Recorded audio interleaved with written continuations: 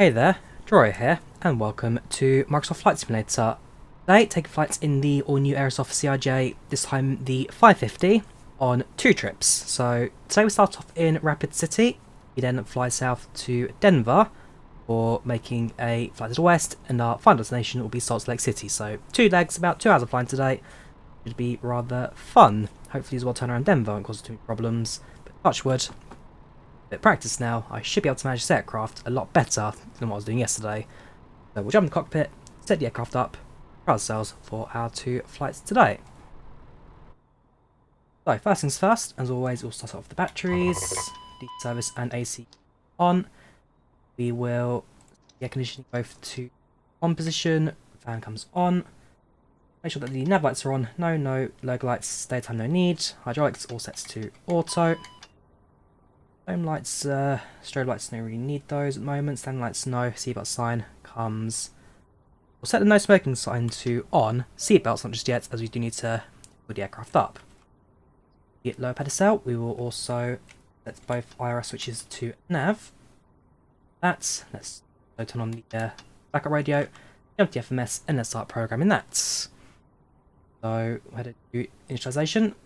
Currently at Rapid City. Crap. Our waypoints, coordinates will copy and paste there. Page will go to flight plan. Once again, type in crap. Destination is Denver, Caden.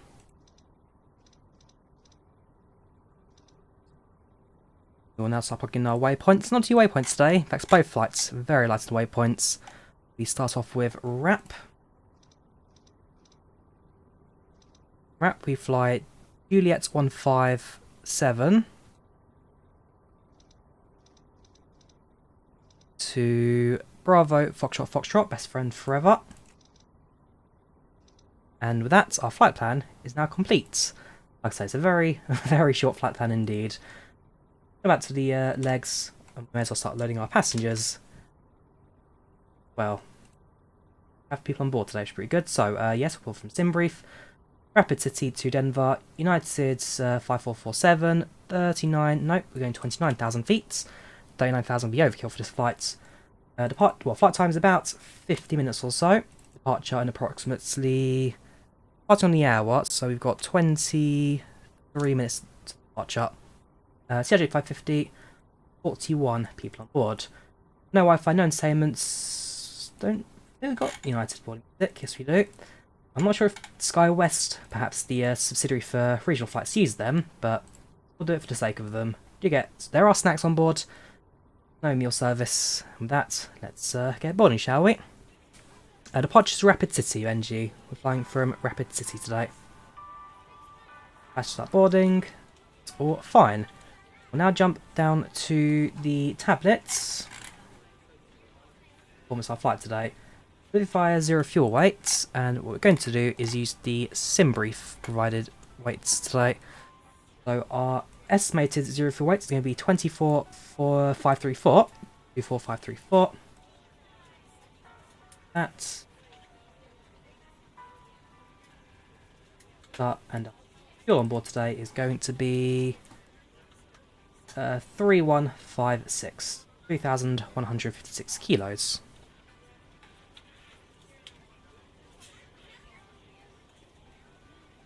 That we will set the payload in the simulator. Now the payload and a few have been adjusted. Our center of gravity just within, well, according to the chart, we're outside of our max takeoff, which is this block here. But the aircraft does allow it. Center gravity still in green, takeoff trim still in green. So we're a little heavy, but not problematically heavy. We'll copy the performance into the FMS. We will use our takeoff speed set there, so flaps 8, dry weather conditions set all. Back to the FMS. Start programming our departure today, so we're expecting runway 32 as Rapid. No SID, we'll fly straight out. Execute that. Very, very short flight plan this indeed. We will jump into the ATIS. Listen to the weather for our flight today. Winds 360 at 12 knots. Visibility 10 miles. Temperature 2 degrees Celsius. Dew point -3 degrees Celsius. Altimeter 30.15. Sky clear. Winds 360 at 12 knots. Visibility. It's clear skies, so absolutely nothing for us to worry about in regards to that. So, leave everything as is. We can check the flight plan as well if we need to, so switch over to step mode and just go step step. Once you plug in our arrival information to Denver, things kind of expand a bit on our flight plan, but initially nothing really for us to look at there. Panel, let's start the APU. So press the start button, check the ECAM, wait for it to disappear, there you go, SCV open, start button. Now passengers boarded now, everyone's crafts. It's a very small little cabin, this United 550, and yeah, so you are using the United kind of layout, so you got first class section, which I'm a little surprised by because you don't really get first class in regional flights, especially here in Europe. Then got a little closet bit there for luggage, and then you got your premium economy, emergency row, standard economy, toilet at the back, cabin crew at the front. There should be another cabin crew seat at the back there, but there's no real place to fit it. Spent a bit of time in the PACX editor. That's as close to real life as possible. And only passengers on board today. If anybody recognise anybody, do shout. Apart from that, we are pretty much ready to leave. Wait for the AP to start up now. Passengers all boarded. Might as well greet them. There's no ATC, I believe, on Unicom flying today. Fine, so our Unicom as well. Good afternoon to on board this United Flight 5447, operated by SkyWest from Rapid City to Denver.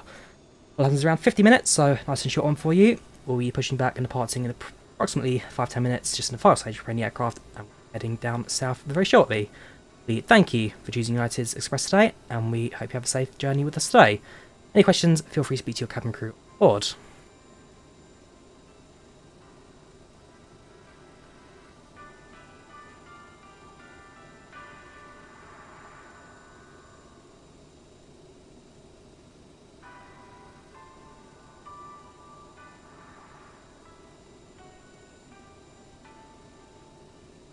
It's going to be one of those there where PACX won't stop listening to me. If it is, then we'll just have to cancel it basically. Usually PACX pretty good. There you go, it's not this time. So public address general. There is the odd occasion where it doesn't quite know when to stop recording you, but like I say, 9 out of 10, it's usually pretty good at that. Taxiway today we'll be using Alpha to the end of 2, so again a very simple right. Oh no, that makes sense, yes.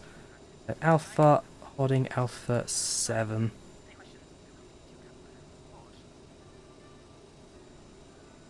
Only at gate 3 hit Rapid City. Running, we'll disconnect the ground power now. AC off. Seatbelt sign. Now that now that fuel's been on board. We'll over to the aircraft. We'll remove the ground power carts. Air bridge is still there. I'm considering bridge is still there. We can't move can't close the door. You know what? There's something about Americans and airports that almost require you to have a jet bridge regardless of where you go. Even for the smallest of aircrafts, jet bridge has to be used. The CRJ was built with movable handrails that you can lower, like jet bridges. I'm not sure if there's like a ruling or something that happens in the US regarding jet bridges, but I have never seen a flight in the US that go through the door through stairs. It has to be a jet bridge regardless. But I guess it's easy for passenger comfort, and I do love the fact that the default jet bridge in Microsoft Flight Sim does actually dip down to get to the door as well. So very, very nice old thing that. So massive round of applause to Asobo getting that right. Now we use pushback helper to remove that quickly. And then we use PushbackZoomer as always to to actually push back from the gates. Oh yes, unless it's private, of course. So we will remove the jetway.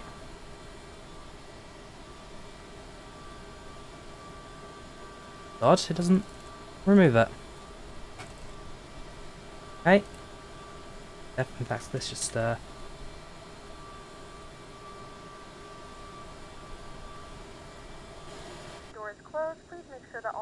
There we go. Right, okay, so that's closed. We'll close the door. We have got parking brakes set, so I can remove the wheel chocks without any fear of the aircraft moving. I'll go back to the performance page and keep in mind that 121 is our rotate speed today. And use Skycam if we need to, so if you want to have cabin doors, and of course Matthew's got the community guide for Aerosofts. I think we'll just leave him there for the entire flights. So AP's running, power's in the aircrafts, and we have not yet actually set up performance yet, haven't we? So back to the X, we'll go flight plan, performance, cruising altitude, flights level 290, 29,000. 190,000, that'd be pretty good. 290, fuel's all set, that's all set, that's all set. That, and then VNAV setup. 1,000, 250 below 10,000, target speed 7.4, perfect. So our altitude's been set up. Not much of an altitude there, but altitude had been set up. So our first flight time is about 50 minutes, our second flight is about 1 hour and 10 minutes, so both very short indeed. Not massive hops we have today. And that's what the CRJ is built for. It is built for these short distance rural regional flights. Definitely putting the aircraft in its elements today, especially the 550, which isn't the biggest of the family. 29,000. And set speed to 250 as well if we need to.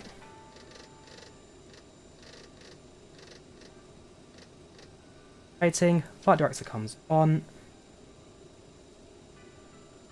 Phone, so I can keep track of that.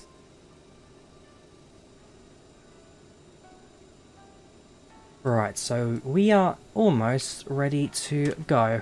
Back to the FA panel, I'll make sure that's everything is needed, so anti-ice will set the windshield and probes on. We'll leave ours off for now. Fuel pumps we will turn on, and we will activate the beacon lights. Ground crew are ready for push and starts. I'm going to quickly announce a new con. I'm going to push start as well from gates 3.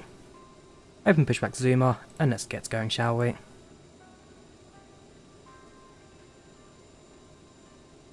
Ground from flight deck.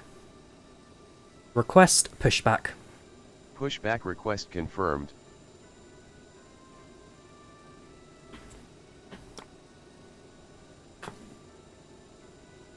So toggle now move into position. Is my friend clipping, is it? Is that any better? Let me know if the audio is a bit messy and I can change it around. Hydraulics already set to automatic. Those are already done, don't you worry. So that's done. Pushback will be facing it to the east today. 2-3, it's a nice and short taxi.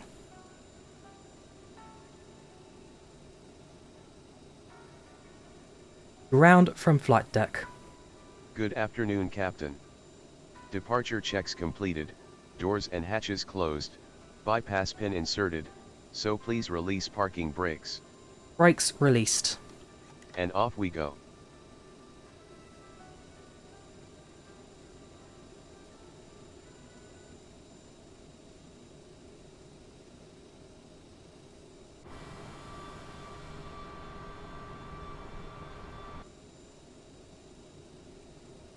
Gentlemen, please direct your attention to the screen to an important... Turn facing east. Thank you for flying with us. You are cleared to start the engines now.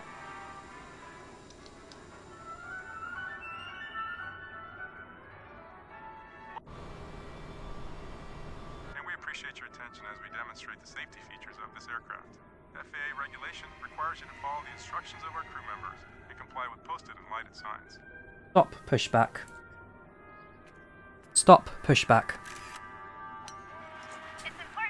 Stop pushback. Okay, I'm stopping now. Please tell when the parking brakes are set. Brakes set. Fine. Have a nice flight. We're in the end of PushbackZoomer. Right, engine 2 is starting.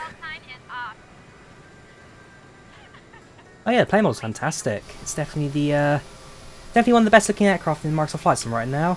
Aerosoft done a very fine job. How it looks. Massive congrats to their team.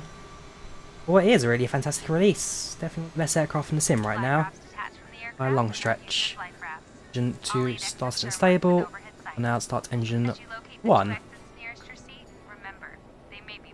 Watching the N2, waiting for that to hit around 18. If you're seated in an exit row, you may be asked to assist the crew during an evacuation. If you're unable 16, or uncomfortable, 17, please ask a flight 18, attendant to be moved.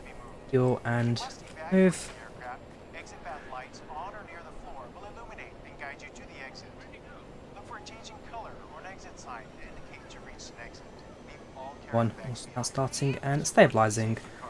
We will activate the flight controls, so your dampener comes on, stabilizer trim on, and Mac trim on. I don't think there's anything else I've missed in this aircraft now, so setup wise we are all done. No, actually, when the ECAM message has cleared, so what's this? Ah, okay, emergency lights on those. That's better. But flaps into the number 8 position.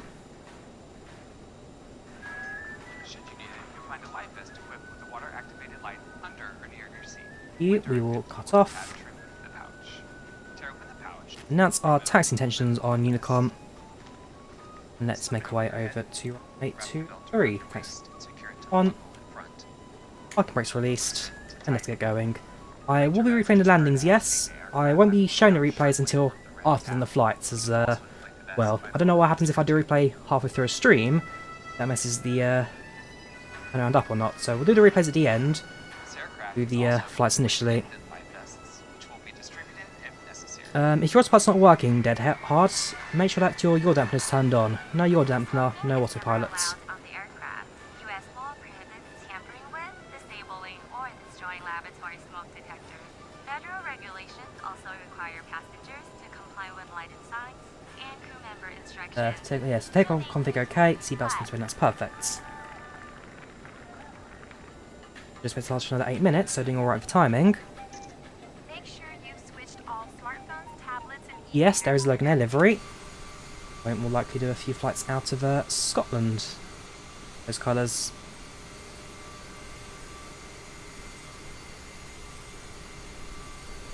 There's a Spirit over there. Very nice. Yeah, so the safety briefing in the background, that is the main Netherlands safety briefing. I can imagine that SkyWest Stroke United Express use a more manual, person speaking. Max range, not sure about the max range of this aircraft, but it's not very far. It is a short range commuter aircraft. So I'm going to have to check the range for me.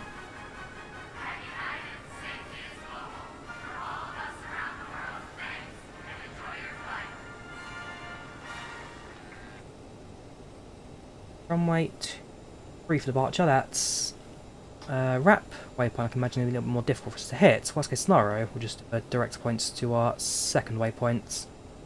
3 is just at the front of us there now.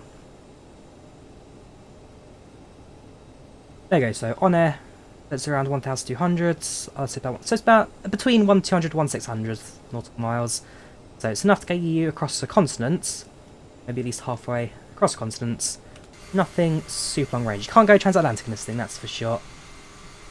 To manage it, then, well, you're a madman.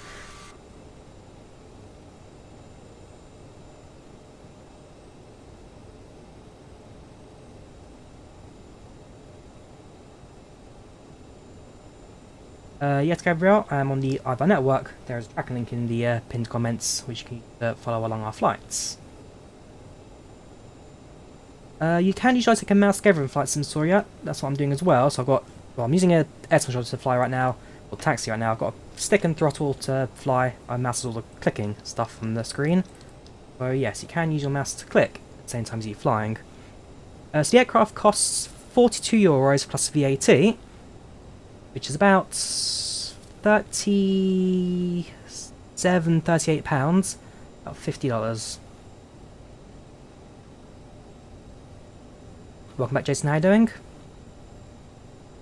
Yeah, it's possible possibly doable with a stopover in Reykjavik. You may need to stop over somewhere in Northern Territories, Canada as well. With enough planning and reduced rates, maybe we could do a bit further. Well, there's the CJ4 Marco working on private jets, the working title CJ4 team. Working title doing a very good job with that default aircraft.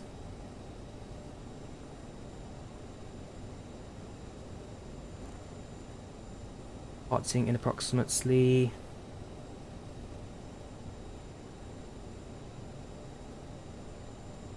minutes, hopefully. Expect to departure about 5 minutes, so doing alright for timing again. I don't always shop at M&S Tendor, but I did actually stop at M&S today, so it's not my my go-to supermarket.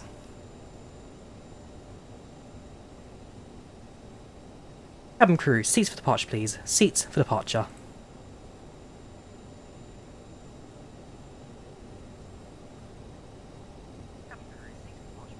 Entering runway 32 here.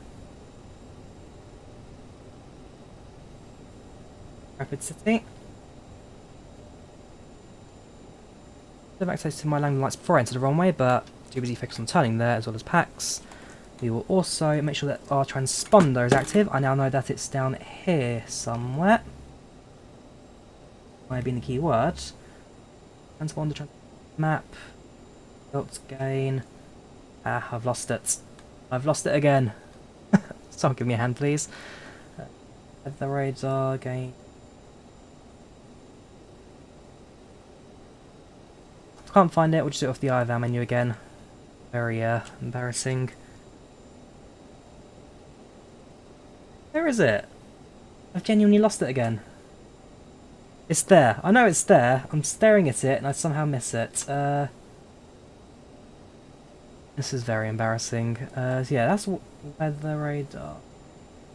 Flight door. Down. IRS parking. The fact that I did a tutorial on this thing. Come on, I'm much better than this. Where's the backup radio? Standby. Ah, sorry, yeah, 86.1. There you go. I'm looking for a TA/RA button, not ATC selects. There you go. Transponder should be now on. Right. Above stabilizer trip. Up to the right.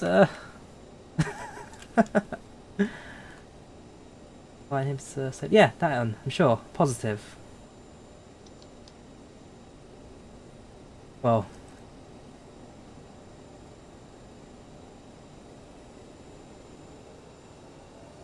One, two, stable. Yoga.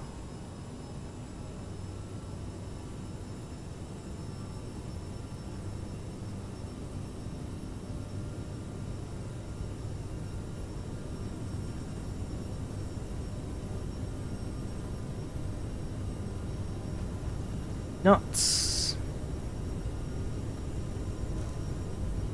Knots.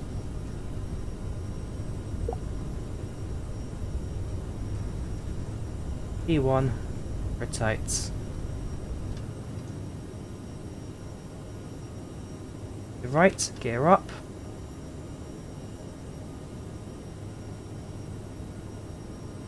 Around 50 degrees of pitch.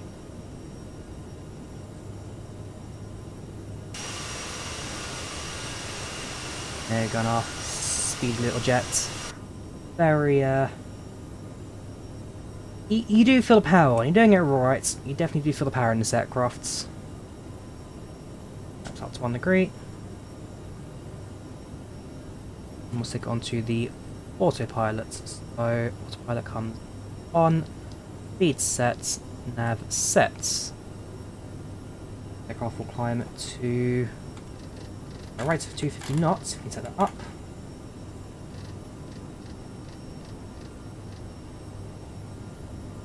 To 9,000 feet. Tracked.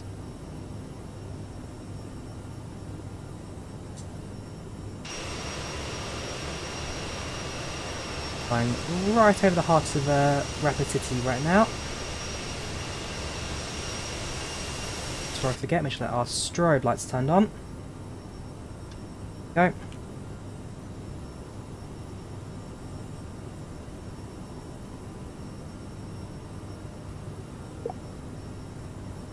I've got to push the TA button on the throttle. Is there a takeoff button? Oh, I guess. Let's say, even there's a lot that. That's what pilot disconnects. I'm sure there's a few things that even I've still got to kind of learn the aircraft. Now, I'm no expert with it. I'm getting there. The more I fly, the better I get. But no, I'm not a complete expert with this aircraft. We'll turn off the landing lights now as we pass 10,000 feet. So you can see the aircraft is now going to do a direct to rapid rather than go via. Well, sorry, direct to Foxtrot from rapid rather than make turn it to that. We need climbing with it, and then we'll start programming our arrival, which is the latter bit of our flight plan today. What's your tutorial like? I mean, from the comments so far, the tutorial seems to be rather helpful for a lot of people. So hopefully, enjoy it for the future. Is it worth £43? I think so, silly. I do like it. It's a very fun little aircraft. This very sporty. A lot for you to manage with it, especially in the approach. Very hands-on aircraft, and I like my hands-on flying. Gentlemen, we are now passing through 10,000 feet. Got the aircraft down there, now taking off. There's the Spirits. As a reminder, please keep your seatbelt fastened while you are seated and do not congregate in the galley or near the lavatory. The FMS looks fantastic, Dean. The FMS is probably one of the highlight features to add on. It feels good, works good, absolutely adore this aircraft. Sithra, thank you for the €5. Squish into the A320, more hands-on fun flight. Absolutely. It's a very hands-on aircraft. So fun to fly. Descent, you've got to learn how to descend it, but if you can do it right, you've a winner there. And that might even turned on, it is.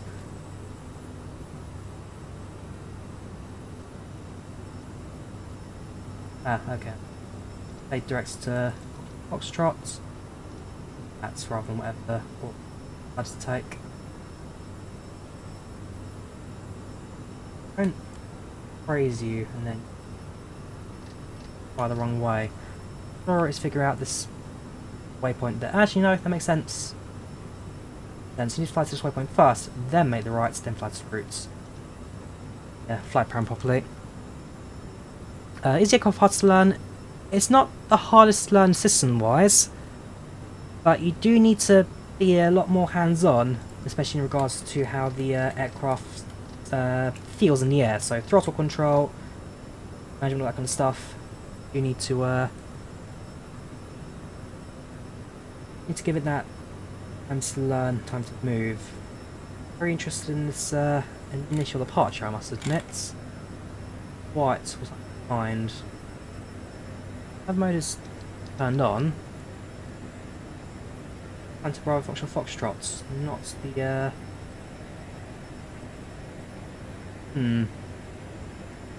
I have an understanding with it through the tutorial. It certainly can be done. Navigation, I'm just figuring out. Apparently we're doing circles of the airport right now, which is what, again, I'm looking at.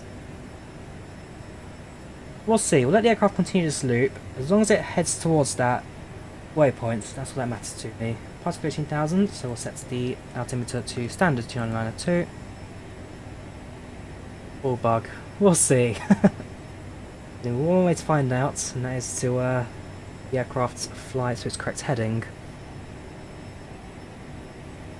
So it's the Airbus first flight.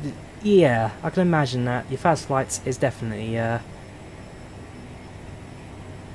interesting. You have to recycle nav when doing it direct. Do you need to recycle it? I've had to do it in the past. Done something different. We'll let it figure it out.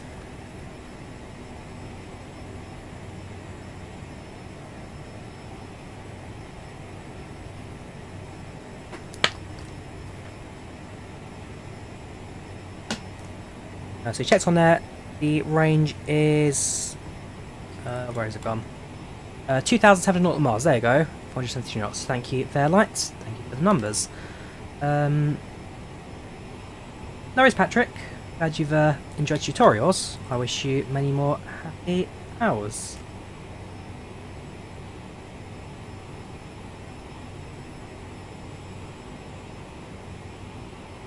How long left? Well, it's 46 minutes to our first... There we go, now the aircraft leveling off. So it's 46 minutes to our first destination.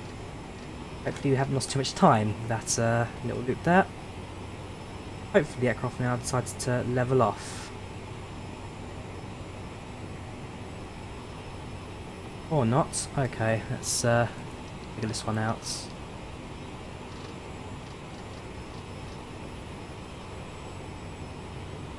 Looking at our arrival setup, so arrival for Denver is right, do it on the ILS, and that'll be via Kipper, I think it is, Kipper 5, so Kipper. That, legs, that Kipper, and next that. Hopefully now, execute it, ease aeroplane by the route. Now it does it. Who knows? Who knows? Climb through 24,000 now. 240. Now we're flying en route. Hopefully didn't lose too much time with that funky little departure.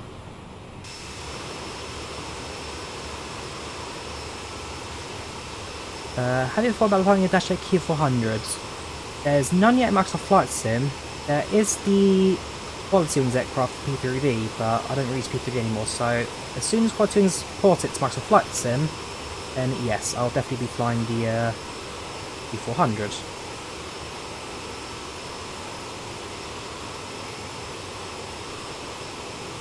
Only one loop at the airport. Could have been a lot worse. I'm not super fussed by that. Block time today is 1 hour and looks like 1 hour and 20 minutes.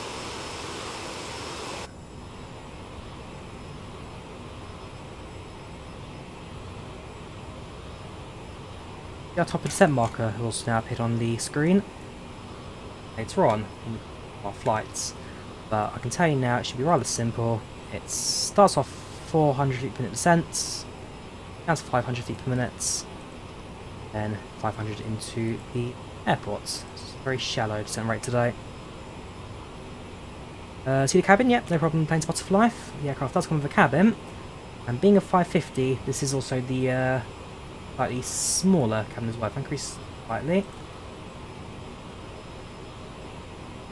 this is the very large cabin, so you've got your exits, little tray there for all your goods. Back here you've got your first class section, 2x1, do this little closet. Behind that you'd have your standard 2x2 seating for the aircraft. Capacity of 51 passengers, I believe. Nice exit row, slight leg room.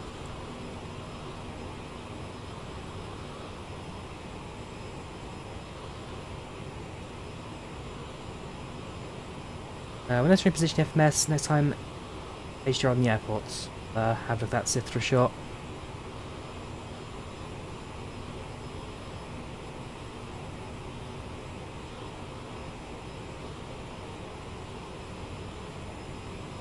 Why are you so quiet?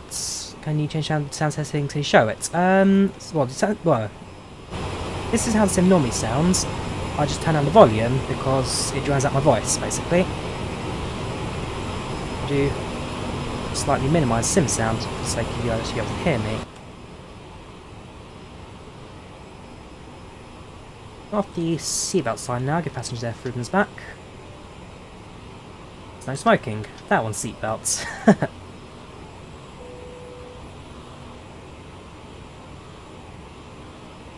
Opinion on CRJ. I like it, man, Avia. I do like it. The only issue with it is the pilots. I barely know how to fly, for example, right there. So you have a speed alarm because we're not right speed. I reduce the throttle slightly, around 80 N1, which is slightly more 78 just nicely. 9. Less. So, the more I practice, the better I get, basically. That's with a lot of people do. The more you practice, the more you fly it, the better you do eventually with these aircrafts.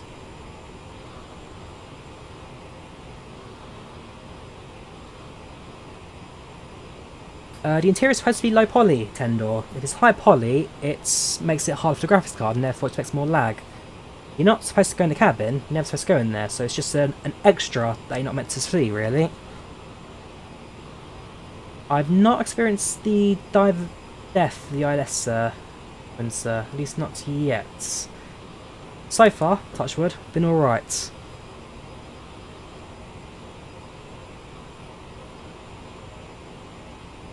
You ditch explain for this, makes you want to install it again.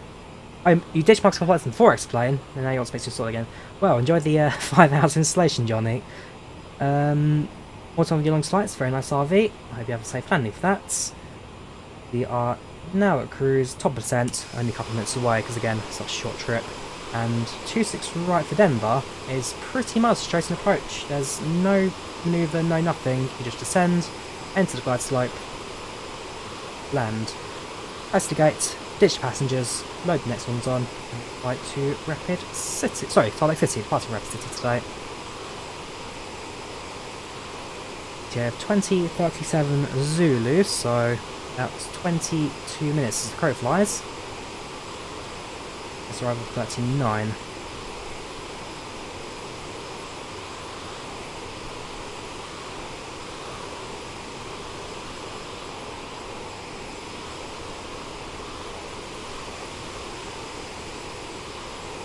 Against the cat. Whoops, there we go. Hold up. I do like this sim. I'd say the biggest problem with Microsoft Flight Sim is the fact that people won't give it the time to expand. No platform is perfect on release. With the 10 years of developments that Serbo have promised, we will get a top-notch simulator that we've been waiting for. Sound depressed. What makes you think that, Theodore? I think Microsoft like to get better and better. No point playing anything else necessarily. I mean, again, by buying your add-ons early and that kind of stuff, it also shows the developers that people are interested in it, people want it, and yeah, I'll just go from there. Did you read the manual? No. Gonna be honest, I haven't read the manual for this thing yet. Really, I should do, but who needs the manuals when you can use trial and error? Best flight sim if you're new. So X-Plane's really good for flight dynamics and aircraft systems by default. Microsoft Flight Sim, definitely for the visuals. MSFS, by far the most beautiful thing out there on the market right now.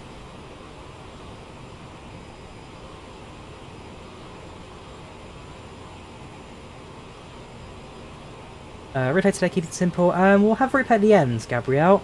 We'll do both legs first, and then we'll do the replay at the very end. Have you tried to land CRJ without an engine? Not yet, Ryan. I've not quite been in that situation yet. I'm not quite sure what you've done to use an engine on landing. So far, so good. Passenger satisfaction 95. I can imagine the cabin's pretty happy as well. A very short cabin aeroplane. Single cabin crew, 10 odd.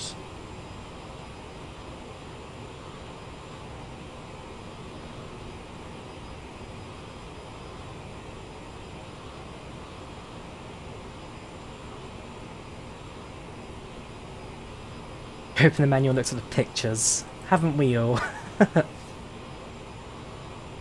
Right, top percent marker slowly coming towards the aircraft now. We're only at flight level 290.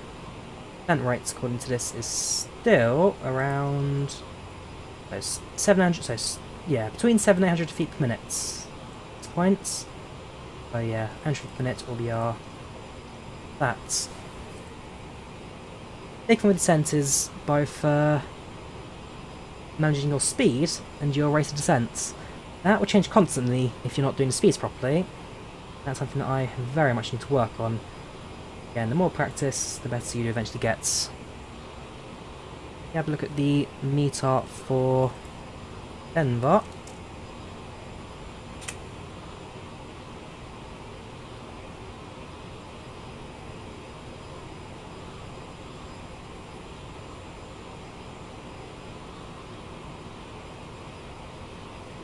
So right now Denver, we're looking at 0.05 knot winds, 10 miles, yeah, 10 kilometers of visibility, a few clouds at 7,500, broken 22,000, -1 centigrade right now, so snow on the arrival. 3012. What does terrain look poor in Flight Sim? Compared to what, Jonathan? Compared to FSX? I mean, this is the best terrain we've ever seen in any Flight Sim. Might be low res in some areas, but that's just down to how high fidelity the or high quality the satellite imagery is.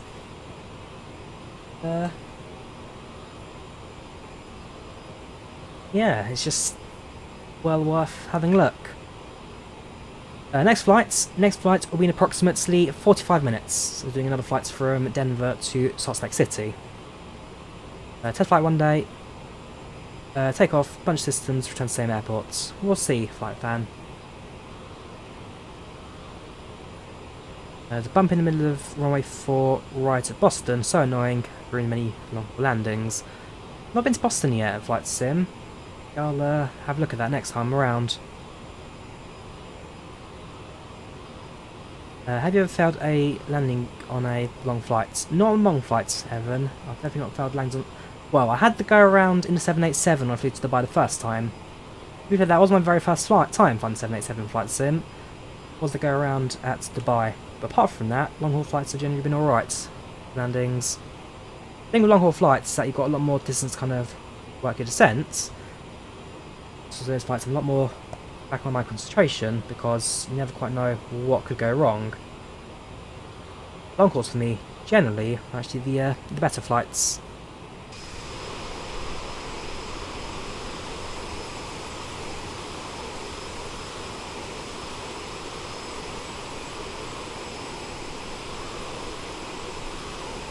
Oh yes, and there was the go around at Sydney due to very heavy crosswinds on the arrival. No, actually that's a good one as well. Actually one of my most viewed go arounds as well on this channel. The Sydney one though was scary because when you looked at the replay as you came into the landing on the runway, the way the aircraft was kind of thrown about to the sides, that was a landing to remember.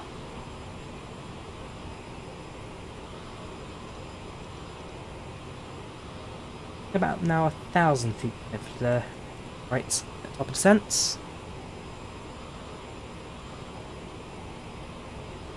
Welcome, Moi Jamie, how you doing? Welcome to the channel chats.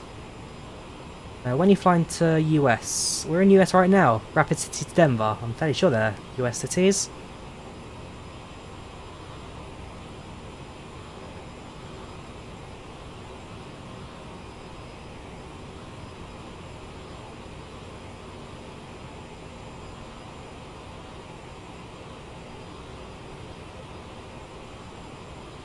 I've done a tutorial for the Winged User Island. It's the same process as before, where you edit the config file and then move the camera around through that. Same process before, no difference.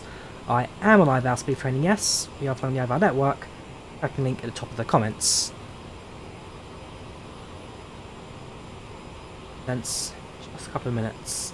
So I believe actually that the rate of descent on the marker there is if I were to do it from this exact point now. Now slightly increase as we get marker in 80 miles. How many miles are going to descend or land? It's about 80 odd miles. Yeah, 80 odd miles for landing, so that's about right. 9,000. Denver, if I recall, is also quite a high altitude airport. Work out quite nicely for us there. Yeah, look at the ILS frequencies for 16 rights. Yes, Captain Sammy. 16 rights is 111.900. What I wanted. 11900.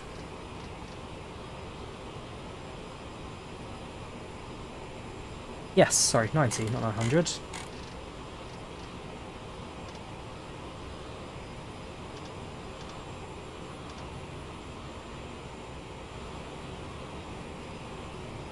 When we descend when we hit the top descent marker.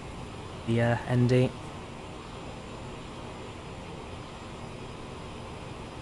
Took 2 hours to land systems from Dude's channel. Yeah, the Dude's tutorials were very in-depth. Very in-depth. I mean, my tutorial startup was more of a very basic press the buttons and go. His stuff is very top notch. When you follow his tutorials, you basically find the real plane. The 330 does work, yes, K2 Rob. 330 does work for Megapack. Cloud cover growing in front of us. Remember that, well, according to weather, it's 10 miles visibility at Denver. So aware of that. Pog there from Brad. Still around Denver. Good to see you there. Hopefully, are you flying on to Rapid City? Are you? Not Rapid. Salt Lake. Are you, Brad? Yeah, no fanfare because Streamlabs is still broken. It was glitching out the entire stream.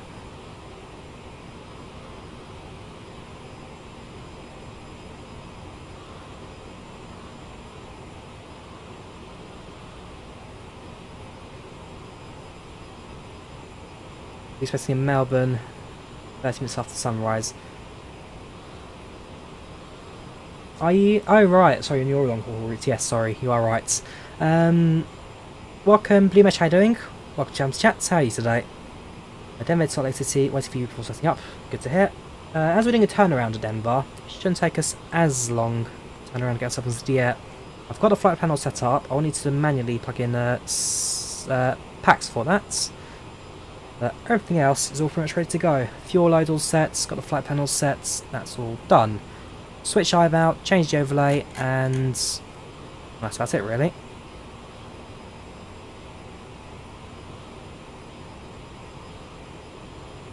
There's two aircraft down there. You've got an American 321, and you've also got a Delta A320neo. And Denver Tower's come online.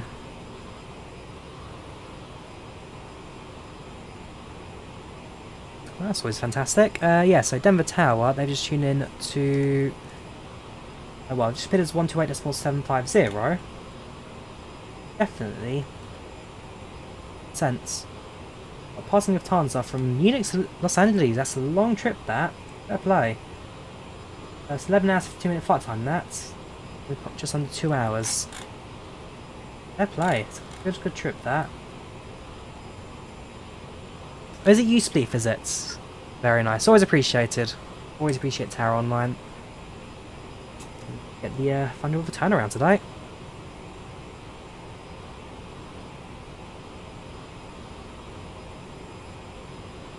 $321 flights, not sure yet, Chris. Not sure when our next 321 flight will be. This week it'll be a mix of A330 and CRJ, I think.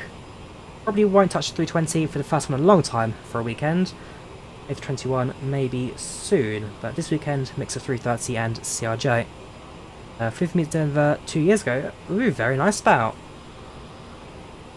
Still not been on A350 yet. Still never been to America. Still never been on a long haul flight or a wide body. Again, one day for the future. Top percent, I've probably missed it. Nope, not yet. Top percent is about 40 miles, so around 1,500 feet per minute. How's that? May a bit early if need be. No, I don't think British Airways flying Salt Lake City that I'm aware of. Flight to Indianapolis, maybe one day. Our fades. Indianapolis is quite a large city here in the US. If we're getting colder, you can see transition from clear ground, snow-covered mountain, snow. Getting colder down below.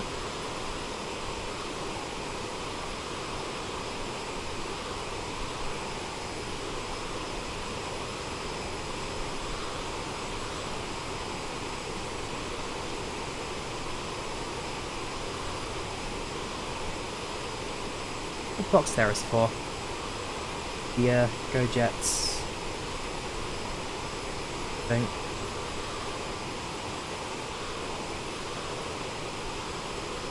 Does it have working heater dials for the cabin? The answer is well, cockpit and cabin, yes. And change the heater for the cabin.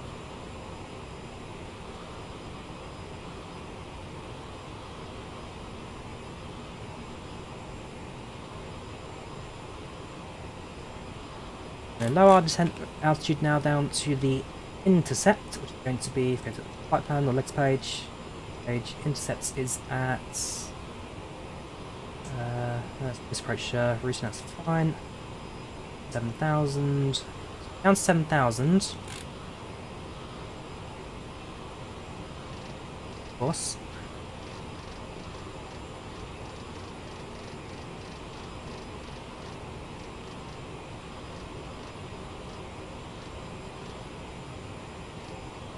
That's the vertical speed. We're going to leave that at 0. We hit the descents down to rate of 1,800 now.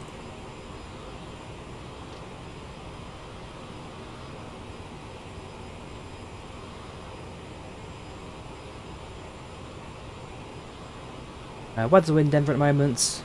The screenshots in your Discord. I'll check it out in a moment, Brad.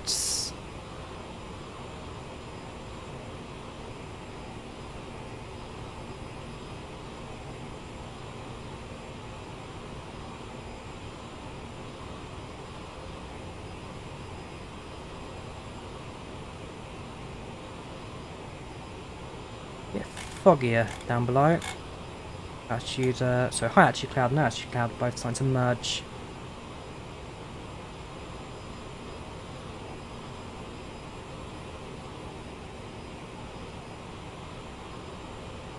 That tower frequency is also on standby. As soon as we're established for the runway, one click and change 128750.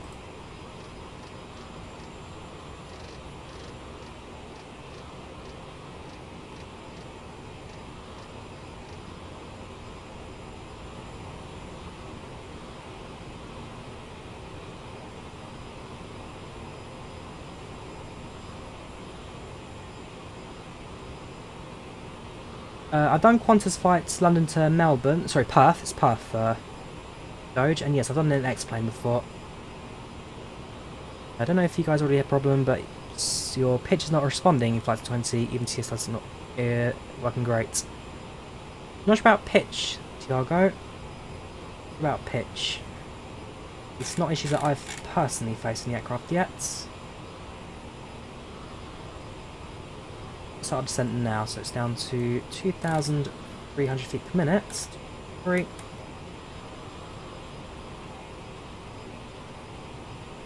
Throttle. Idle initially. Resets as we speed.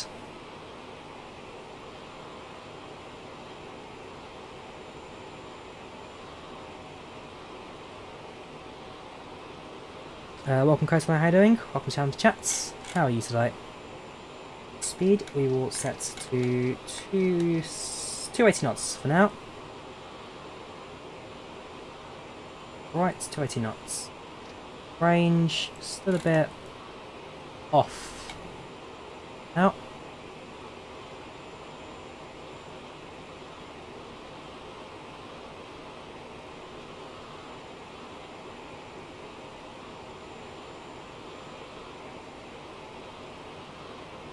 Pitching it too much. Then right, I must admit.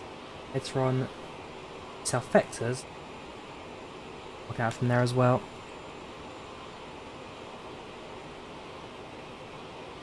Oh, if your elevator's not working, Tiago, your elevator, make sure you turn it on. So head down to the yaw dampener and your stabilizer trim. Make sure both of those are engaged.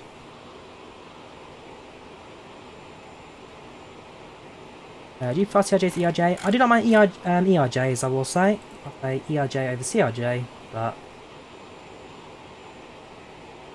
what can I say? I've been on ERJ before, I've never been on CRJ. Flew from down to London City in ERJ. Alitalia was the airline.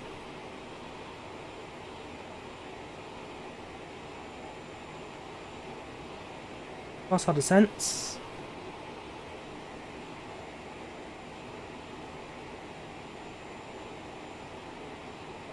Whilst maintaining speed on idle throttle. Alright, alright at the moment. Yes, set to nav and then ride vertical speed. Again to the line, slowly get closer. That's fine. As we know, we can also decrease our descent rates later on if that sign comes on.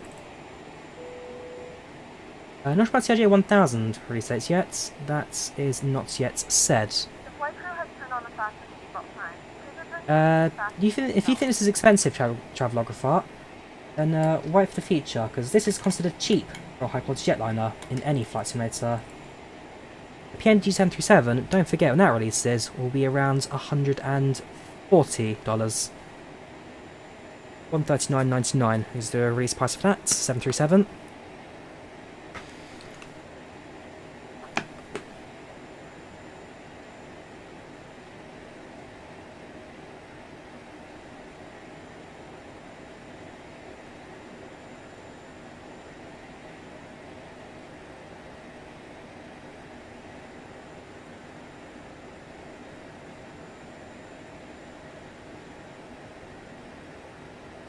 Definitely some low visibility around us at the moment. I'm very worried that for touchdown.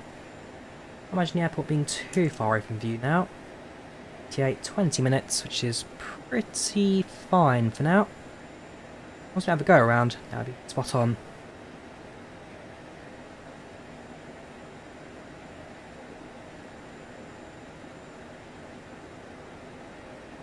Yeah, for $140 we get more pictures in the manual. That's how you know how good a manual is. The pictures. Or the meter again for Denver.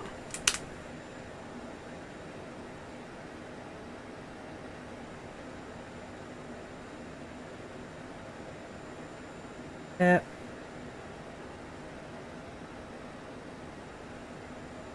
Time, Nightbots, take your time.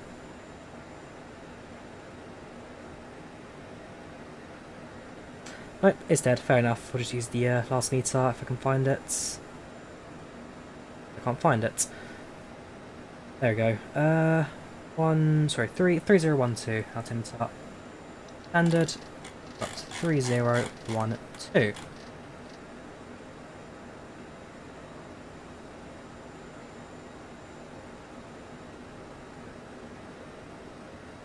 Cross them now, just keep power it up.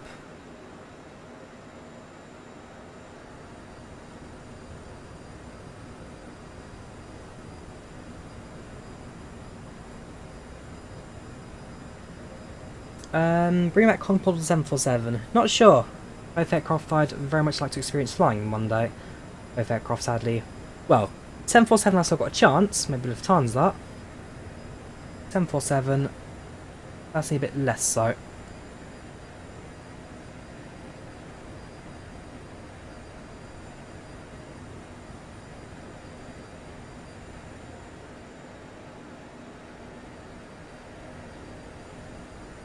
Yeah, so I'll move the Atron chassis because I'm moving it. Denver. Flight attendants will be passing through the cabin to collect any trash one final time. Monitoring our descent rate and speeds, that we don't end up doing that horrible pitch up like we did last time.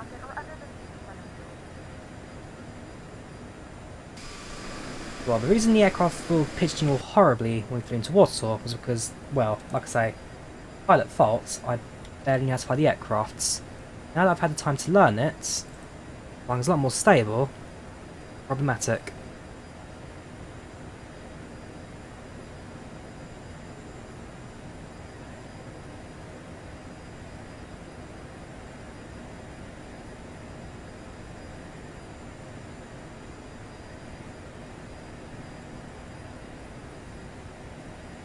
Increase the rate to 1,800 minutes. Very shortly, passing through 10,000.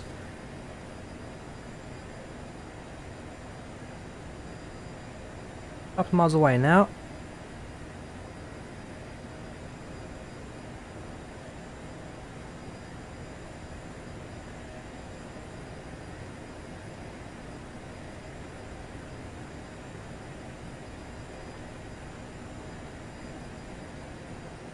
Our speeds to below knots, so idle throttle. So let's face landing lights since we're just about to pass 10,000 anyway.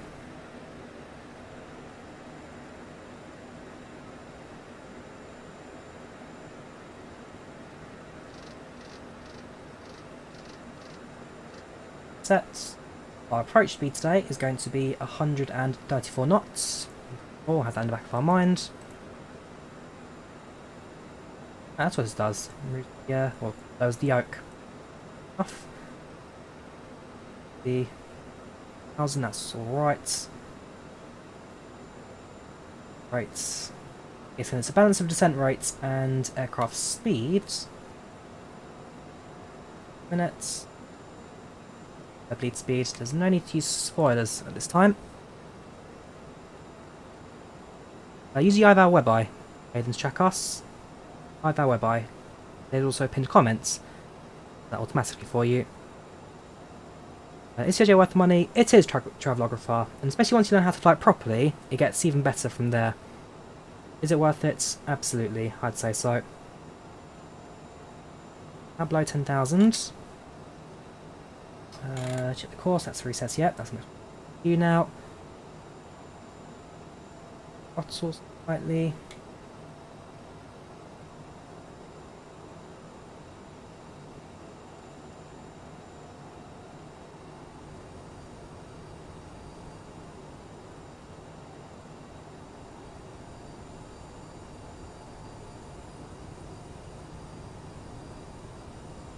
Nope, never been to the US, Johnny. Should have gone to New York in May, but because of COVID, cancelled last year.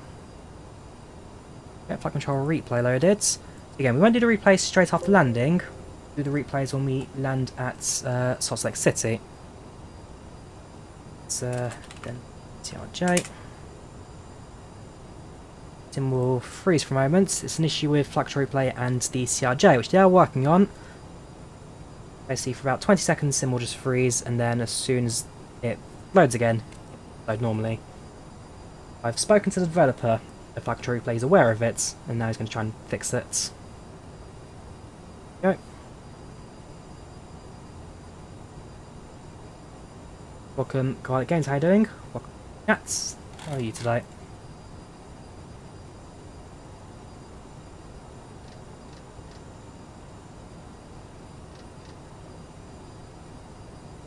Moment, we'll switch over to nav source.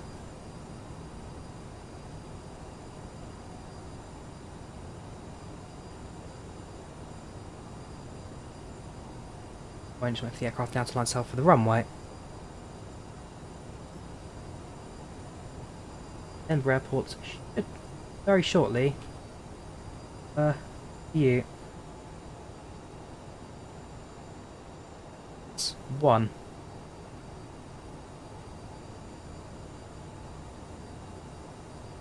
Make sure you turn on your dampener tapestry. No yaw dampener, no elevator control.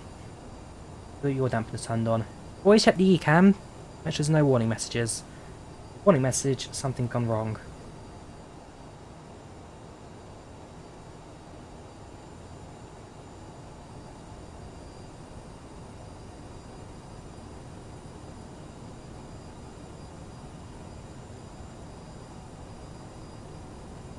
Right, the aircraft's now flying up the runway. 8,000 feet.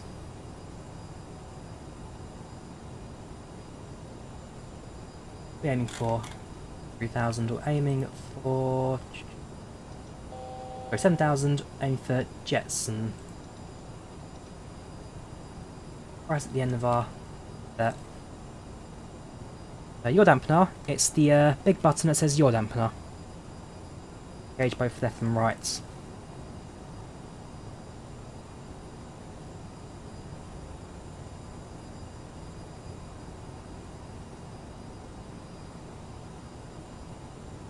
You switch over now to the localizer source, there we go. Mode will turn on.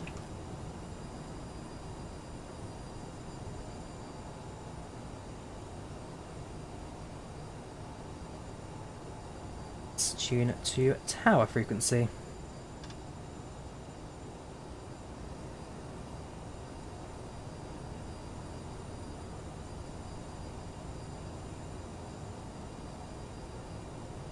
Okay, so it's found the airport, 17 miles. So far, so good. Approach, flaps 8.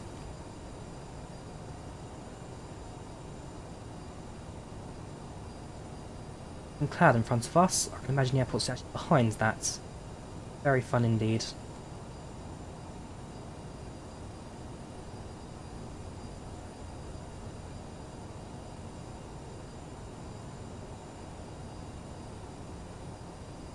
Aircraft makes small adjustments to its heading. First plane tonight, am I? Where do we are? I didn't realise we're playing tonight. Atletico Madrid. Ooh, and it's the Euros. Great. It's not the Euros. Champions League. Well, thanks for the heads up, man. I forgot it was Champions League week this week. It's next week or even not happening.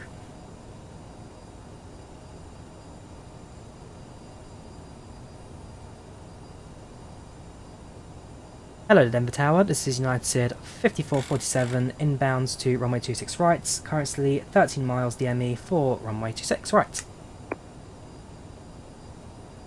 United 5447, hello, clear to land runway 16 right, 6 wind 064, gusting 02. Clear to land runway 16, sorry, for United 5447. I love the way Americans kind of group up. Oh yeah, first of all, wrong number there. Whoops. I love how Americans group numbers. In the UK, it would have to be United 5447. You don't say 5447. You don't group numbers up. But Americans, they're so relaxed with it. I guess it's very, very easy. Zoom in again on the map there. Right, localizer set. Altitude is all set. So now just wait for the intercept. Then fly down the glide slope. Throttle slightly, since I notice we are pitching up a little bit. It's 20. But that's the thing with the CRJ. It's all manual, it's all hands-on. You've got to work with it. If you don't work with it, that's where the problems come about.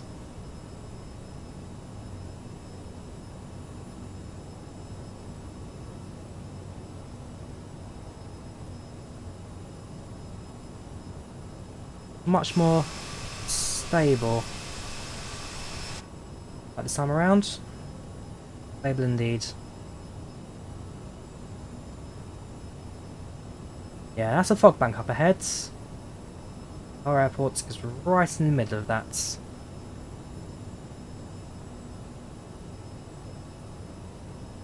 So it's about 15 miles an hour to the runway. Very shortly, go down the glide slope. END there, that's 7 miles. Third landing gear. Cabin crew, seats for landing please. Seats for landing.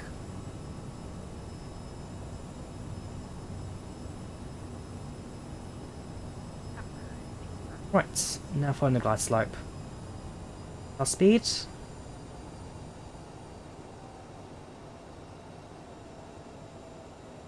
About 130 for the approach.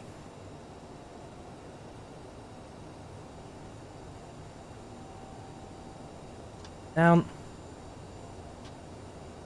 30.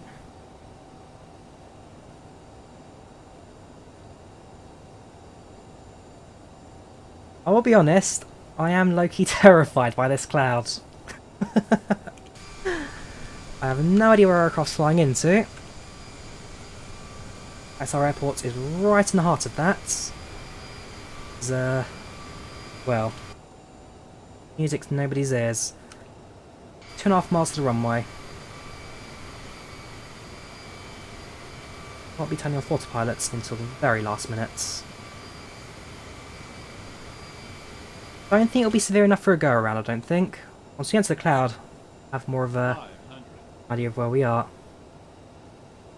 Too low, terrain. 400. Terrain. Too low, terrain. 300. Runway lights are in sight. Too low, terrain. A 200. Too low, flaps. light disconnect. 100. Too low, flaps. 50. 40. 30. 20. Too low. Flaps. 10. Reverse is set.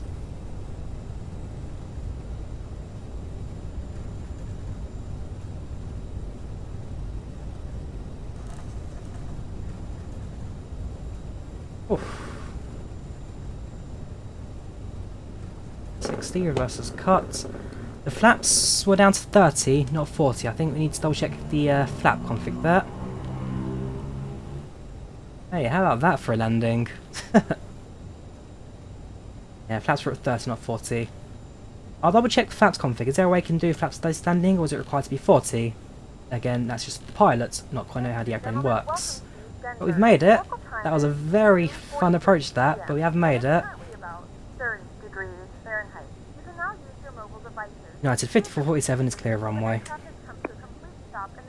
United 5447, welcome to Denver. Do you have a concourse in mind? Negative, send me wherever you want. Roger that. Concourse Charlie, taxi the Whiskey Charlie, cross runway 34 right, Zulu, and then go to Charlie November. So going to Concourse Charlie via Whiskey Charlie, cross 34 right onto Zulu, Charlie November for United 5447. Thank you very much. So we will... United 5447, I thought you were going to turn left. Sorry about that, but then after this way, if you just keep on going straight, go Delta 5, Whiskey Bravo, and then Bravo November. And no, so carry on onto Delta 5, Whiskey Bravo, Bravo November for United 5447. Yeah, again, not known the airport. We'll start the APU.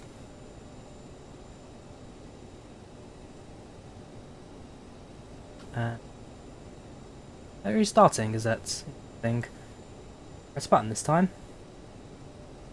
Not. Force it. Whoops. Make sure we're right. I don't know if the aircraft has icing effect. I'll have to double check. If I zoom into the ground map here at Denver 2 seconds. Delta 5, Whiskey Bravo. A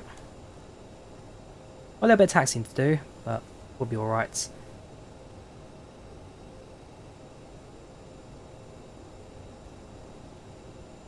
It's not that easy, difficult to read back. I mean, it's literally just remembering about 5 letters. In phonetic, of course. The in-flight cabin announcements, Sir Jonathan, is PACX, TFDi and PACX. The CRJ does have its own default cabin announcements, I will add, but I have turned them off in favour of PACX. Charles Taxi, I'm actually using Volanta for that. So heading down Delta 5 onto Whiskey Bravo. Then it was a left onto Bravo November. There you go, Bravo November. And from Bravo November into Concourse C, which is a lovely one there. So you've got A, B, and C. So left onto Delta 5. Although I use ChartFox as well. Background, yes. Volanta is free NV files.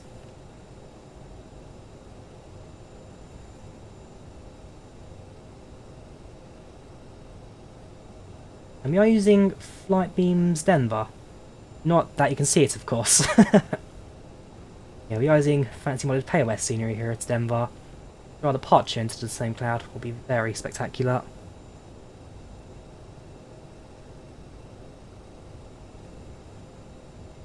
And don't forget, I have got a replay of it. We won't show the replay just yet. We'll do the flights to Salt Lake City first.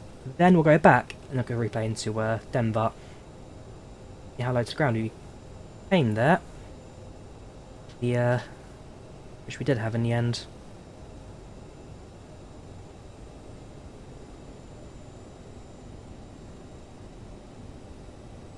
Flight numbers you can just find off Google Flights. If you literally do a Google search for any flights, so in my case, Rapid City to Denver, Google Flights gives you everything including flight numbers.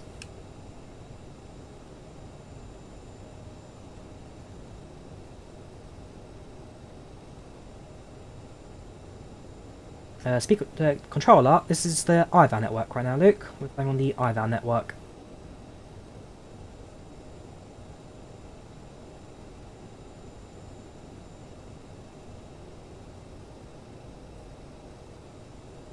hopefully the turnaround of this aircraft isn't going to be too bad. Not going to turn around yet. CRJ is my very first time attempting it. In terms of process, all that it's saying, there's just no need to start the batteries or load up the IRS from the get-go.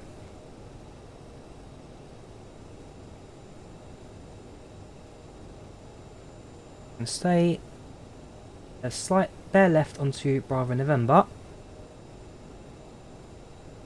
And you stand at Concourse C. Fine.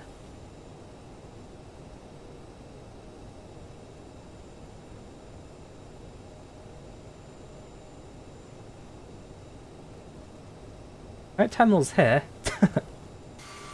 Really can't see much. Can't see much today.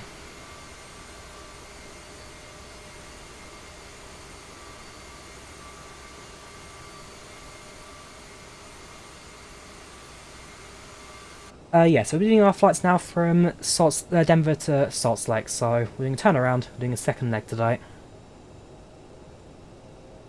First on call, very nice snackies. Snackless, sorry. I'd enjoy the flight. Monitors, use 2 monitors, Reese. 2 monitors. Ah, you can just about see the terminal in the background there. About see the terminal.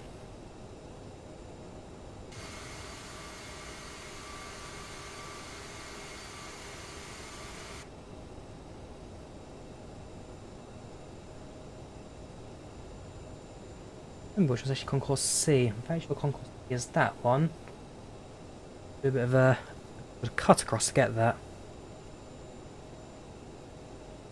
Temperature Spirit wings 258. Not bad at all, Face B. Not bad at all. Works absolutely fine.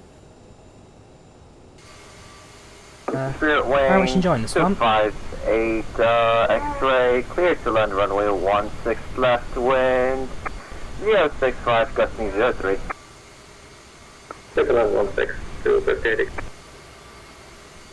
Having to look close to my monitor. It doesn't really affect like how fog works in the sim. Better view. So let's cut across now to Concourse C.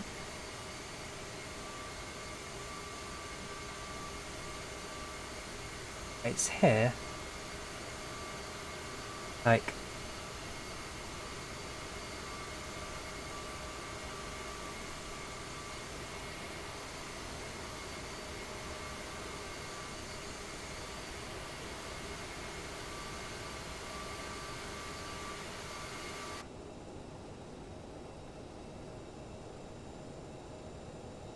Charlie 30, that bus stand for departure today. Land lights are off, Jamie. Those are our taxi lights.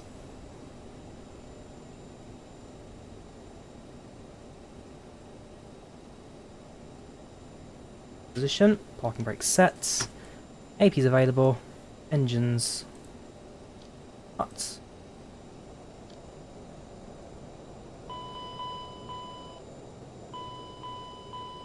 Ladies and gentlemen, welcome to Denver. The local time right now is just approaching 5 PM. Look temperature outside right now, -1 degrees centigrade. Foggy, that's not raining. We thank you for flying with United Express today, and we hope to see you with us again in the very near future. Cabin crew, disarm doors and cross-check.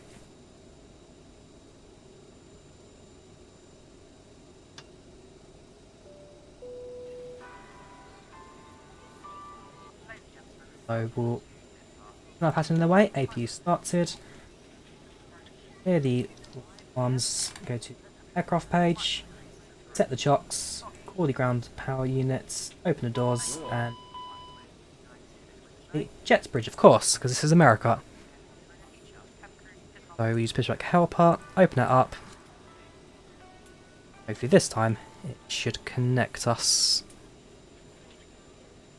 Oh yeah, I say, the first landing yesterday was definitely a bit of a hit and miss. With enough practice, anyone gets better. Anyone gets better. Today's flight's pretty much spot on, if I say so myself. Oops, quick. Yeah. Guardrails. Jet bridge, whoops. Go down. Go. Slowly. Parking the aeroplane. Last passage just leaving now, Maria. There you go. Aircraft's all gone. End of flight, have a good report. So, United 547, CRJ-550 from Rapids City to Denver. 40-minute flight time. Planned departure was 1959, sorry. Actual departure was 1957. Planned arrival 2049. Natural arrival 2043. 41 passengers, 95 satisfaction, 108 104. Soft landing. Don't forget to feed us. There are snacks on board, so it's not a meal service. Let's drop the flight reports in chat. Just to get more detail, feel free to do so via the link I'm going to drop in there. I'll stop recording the replay. We're not going to watch it just yet. Like I say, we're going to do our second leg first, and then we will be doing the replay at the very end. Start programming our flights for the second leg. The only real difference between a turnaround and a conduct start is that battery's already on. We are now on external power, so we'll quickly turn off the APU. The aircraft. Everything's pretty much set up in terms of the electrical systems. It's just the FMS got to program in our way. There's our flight report. So yes, you can use FlightControlReplay to see the landing, but we'll be doing it to the end of the stream, not right now. Let's quickly also change the overlays. So we are now going to be flying as United 5465. Flying from Denver to Salt Lake City. Tune 5 out.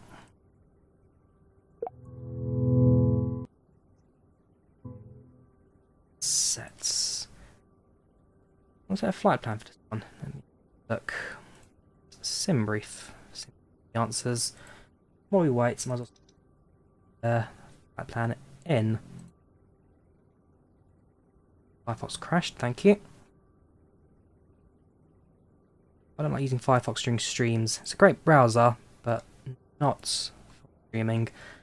So, departure will be Denver. Delta November. Our arrival airport is going to be Salt Lake City. Charlie.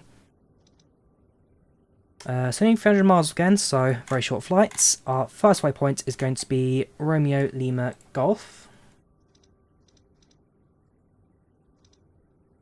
From there, we fly direct to Echo Kilo Romeo. Then, there you go, flight complete. That. You'll be departing runway 35 left via the foot for departure. I'll have to listen to the weather and meter. Before I program the flight plan, maybe I've got a different number going on, let's double check. Cruising altitude today, flights level 300, 30,000 feet. Not working. That's why it's not working, because I plugged the flight number wrong. UAL. Be helpful. That's better. 20,000 feet of cruise. That we have 58 people on board. And listen to the ATIS information.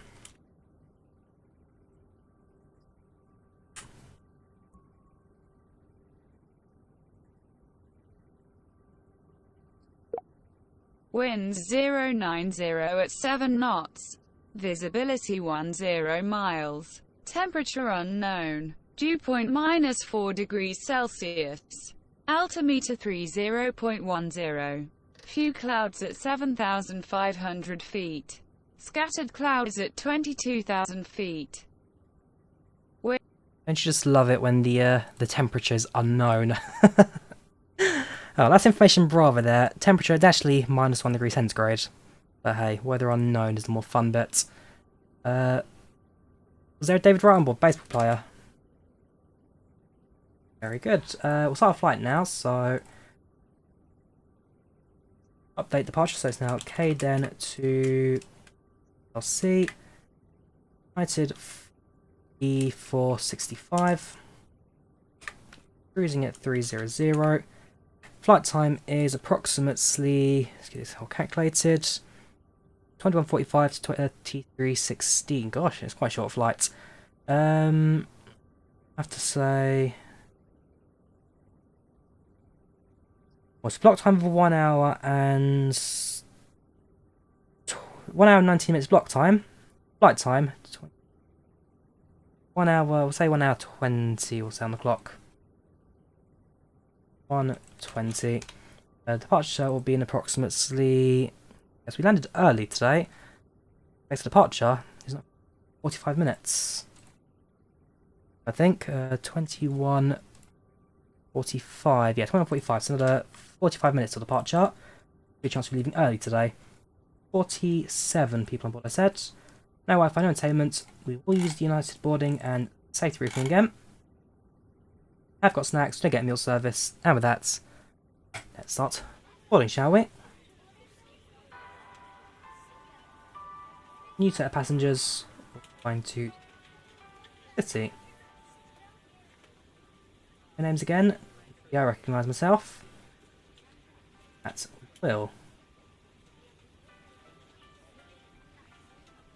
Right, so we'll switch you back to the nav source of MES.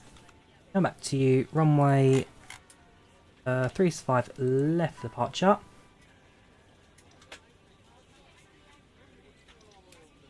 Left, and this is via the foot 4 departure. Don't have enough. So, you said perhaps Sharp Fox time.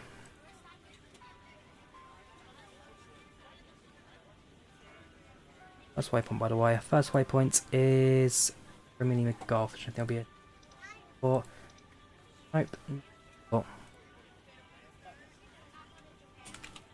So I need a SID. 3-5 left, taking us.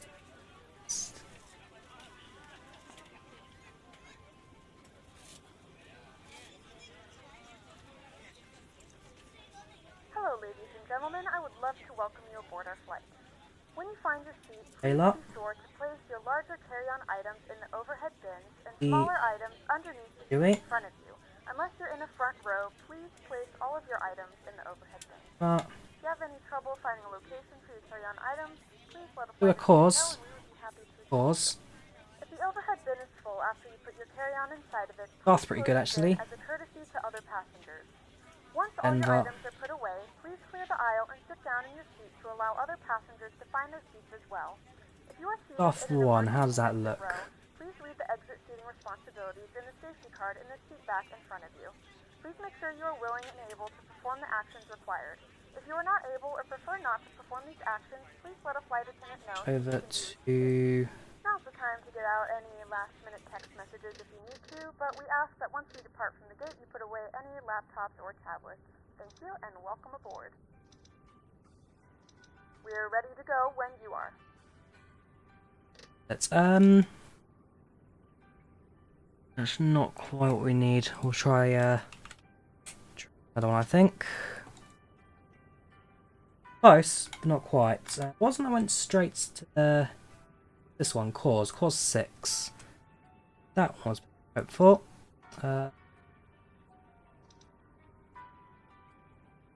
That works. Okay, so we'll use a Cause 6 departure if I let my flight plan 2 seconds. Romeo Lima Golf.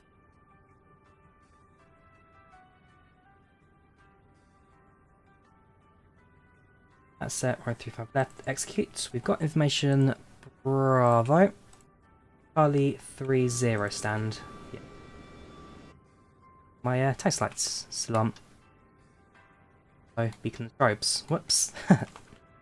Right, watch that one tower frequency again. It's information at Bravo. Our clearance, shall we? Hello there, Denver Tower. This is United 5465 at stand Charlie 30. Information Bravo requesting an IFR copy to Salt Lake City. United 5465. Hello there. You're cleared to Salt Lake City via Denver to initial climb 10,000 feet. Climb via SID Expect flight level 3001 minutes after departure. And departure frequency 122.8, and your squawk is 4672.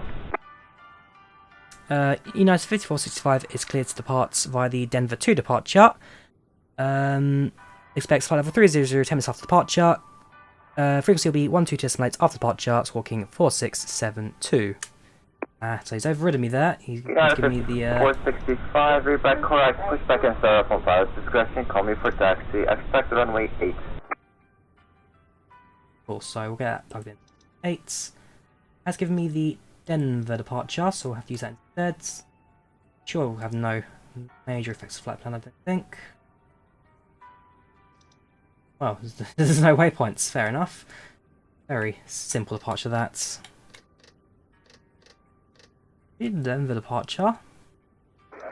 And that was 2513, ready for taxi. Yeah, runway X, Denver 2. East. Interesting. Okay, well, that's that. We get ready for our... We might as well put in our right approach then, because it's going to Delta 2513, roger that. Please taxi the... So we're expecting runway Charlie 17. And Mike to runway 8. Right. Charlie, Sierra, and Mike to There runway is- 8 for oh, Delta departure, sorry. 2513. Arrival 17. 5 arrive, which probably doesn't either. Oh, it does. That's basically just make sure my flight plan doesn't have too many horrible gaps in it. Doing random circles. Departure again. Waypoints necessary. Right, that's let's have a look at the flight plan quickly. So over to check mode. Step. Again.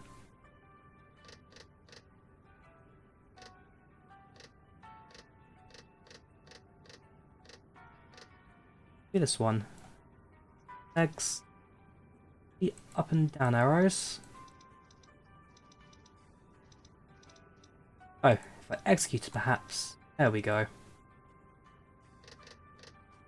Still learning, guys. Still learning. Arrival, that looks alright.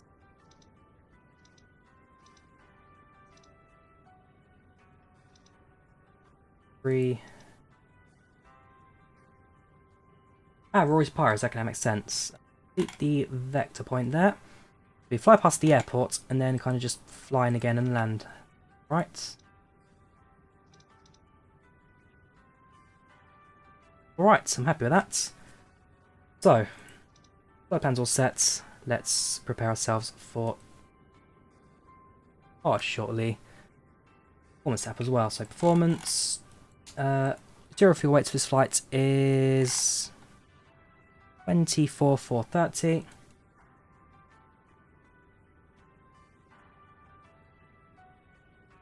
Zero, enter. Fuel on board today is 3,567.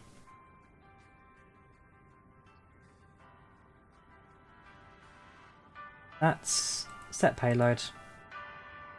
Go. Takeoff trim will be 4.7, so we'll take off trim.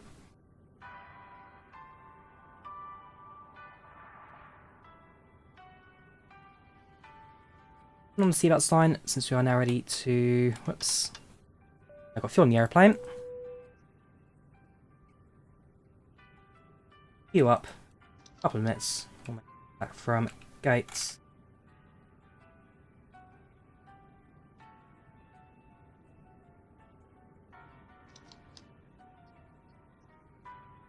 Right, wait for that to disappear. Open a start. Good afternoon, gentlemen. Welcome aboard this United Airlines flight 5465 from Denver to Salt Lake City. Your flight time today is around 1 hour and 20 minutes. We'll be departing in just a couple, and hopefully we'll have an early arrival with an early departure from Denver today. We thank you for using United Express. We've got slightly clouded departure today, expecting clearer skies over in Salt Lake, and hopefully make a bit of time as well in the skies. Any questions, speak to cabin crew. Otherwise, we sit back, relax, and enjoy your flight today.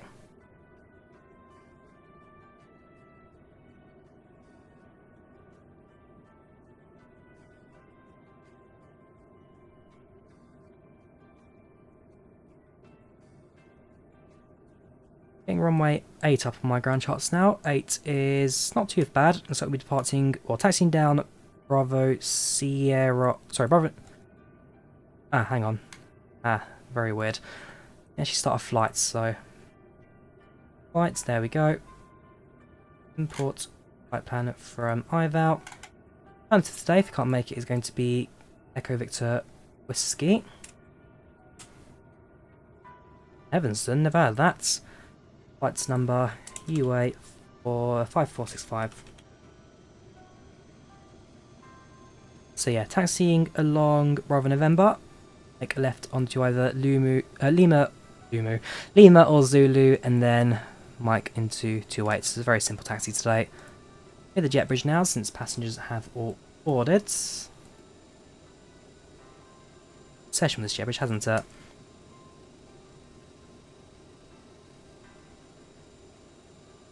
Max. Ladies and gentlemen, and welcome Listening to aboard me. Flight 5465 Yeah. with service to Salt Lake City. Our flight time will be roughly 1 hour. Delta 2513, runway 8, ready for takeoff. Please make sure that all devices are in airplane mode and your large devices are now shut down and stowed. Delta 2513, intersection Mike, Ladies running, runway we'll dismiss 8, the ground power clear for units. takeoff, Park away. wind 080, The wheel gusting chops. at 07. Good. Cover takeoff runway 8, intersection Mike, Delta 2513.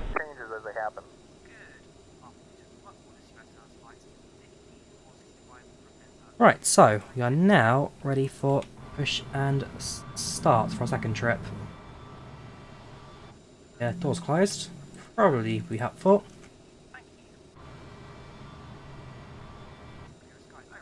Oh, yeah, I'm expecting not. Eh? No, you haven't. There is a gap. Fair enough. Pyramid as well. Yes, you have. Fair enough. Right, so push back to the east. I see to runway 8. Make way to runway. Cruising today. 300.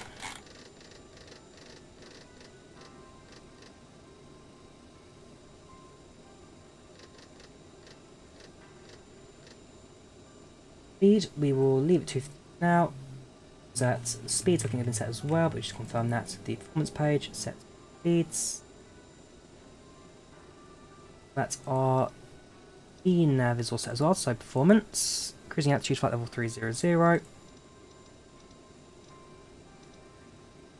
Fine, execute that. VNAV setup should be the same as before. 18,000 transition, 250 float 10,000. At 0.74 cruise. Case you had a VNAV systems flights, that is it. That was entirely the VNAV system there. So if we go back to the flight plan performance VNAV. So you got your climb performance, cruise performance, and descent performance. No auto throttle. All throttle's done manually in this aircraft. It's all very hands-on.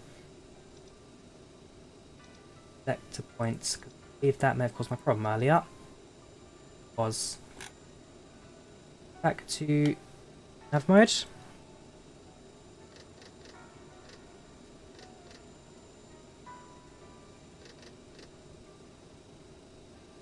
Right, let's request a push and start, shall we? Those are both regarding engines, and that's fine. Now it's 5465 at Sands Charlie 30, requesting push and start. United 5465, cleared for push and start. Stay east. Push start approved, facing east, United 5465. So pop up, pushback, zooming out. Delta 2513, please switch to Unicom 123.8. Thank you so much. Have a safe flight. Bye bye. 122.8, Delta 2513. Ground control, from flight deck. Request pushback. Pushback request confirmed. Oh yeah, I mean props for Aerosoft, because Aerosoft are the first to do such a high quality aircraft for the sim. Please switch to Unicom 123.8. And it shows that it's possible as well. It shows that it's possible, and opens the way for more developers to do the same. Thank you for your service. Very excited. Future of flight sim, and this is a very good way to show for it as well. Oh, you know what I forgot to do? With the poor weather, I should have used the HUD. That's the whole point of this thing existing, that we can actually use it for a low visibility approach. If it's bad at Salt Lake City, I'll be sure to use that. Ground from flight deck. Ground here, all doors closed and checks completed. Please release parking brakes. Brakes released. So let the ride begin.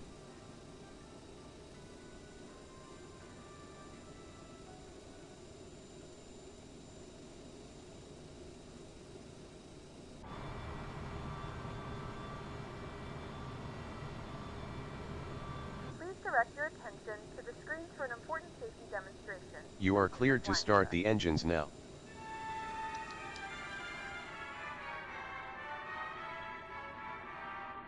Turn facing east. Sure. Welcome. We're excited to have you aboard, and we appreciate your attention as we demonstrate the safety features of this aircraft. FAA regulation requires you to follow the instructions of our crew members and comply with posted and lighted signs.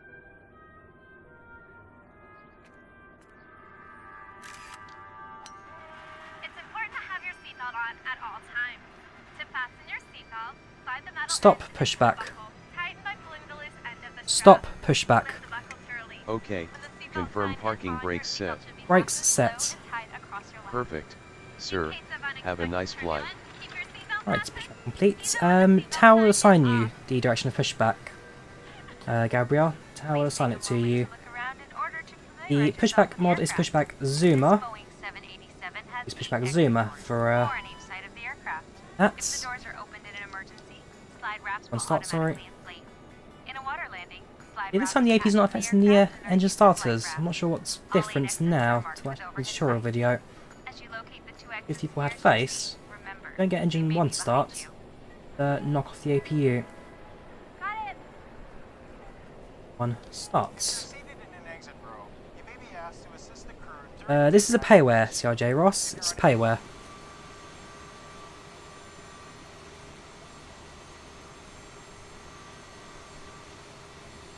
due to the exit. Waiting for engine 1 to start and stabilise. Exit sign to indicate PACX at the bottom of the screen, Federico. You literally just go to the PACX button, toggle HUD. safety card.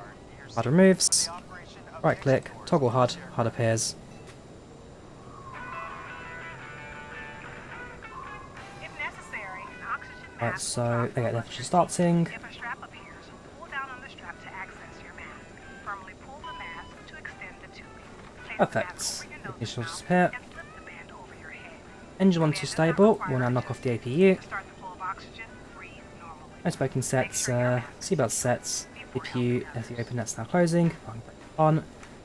Off and we request our taxi. You'll find a life vest equipped with a water Now it's 5465 is ready to taxi. when directed, pull the tab to remove the power. United 5465, taxi via Charlie Sierra and Mike runway 8. Waste and secure it to Taxi via Charlie Sierra and Mike for United Airlines 5465. Thank you very much. Plane your vest just prior to exiting the Right, aircraft. taxi lights come on. Red tab. You can also inflate the Parking vest brake. by blowing into the East. Work way over to the runway. Marking the visibility again. Visibility has slowly This aircraft is also turned for equipped with us. life vests, which will be distributed if necessary. Smoking is never allowed on the aircraft. U.S. law prohibits tampering with, disabling, or destroying laboratory smoke detectors. Federal regulations Mike. also require That's passengers to today. to comply with lighted signs. Yep, and Charlie crew Sierra, member left onto Mike. instructions. Runway. That's down to 8. Make sure you've switched all smartphones, tablets, and e-readers to airplane mode. For taxi takeoff and landing, large electronic devices must be turned off and stowed. For international destinations, your Yeah, that's better. It's horrible fog that surrounds the airport still. But for the first time, we can actually see the terminal here. ETA, so this flight is about 1 hour 20. I can imagine it'll be actually a bit shorter than that. taking off soon. Please review the safety card located near your seat. Stow your tray table, carry-on items, headrest, and footrest. Make sure your seat back is upright and your seatbelt is securely fastened. Please place your personal items under the seat in front of you. Yeah, it will be interesting to take off in VR. Maybe one for the future, we'll see.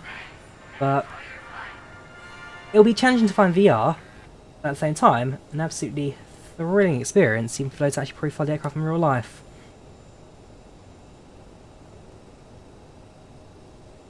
ETA, did you get from Simbrief? Yes, Blu-ray Gamer. SimBrief has everything you need to know about your flights. ETA, waypoints, routing, SID stars, everything you need to know, SimBrief has for you.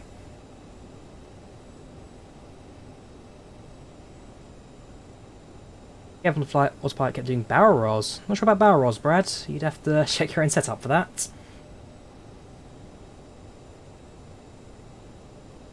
Not sure, Federico. Check your PACX settings. Or speak to the developers.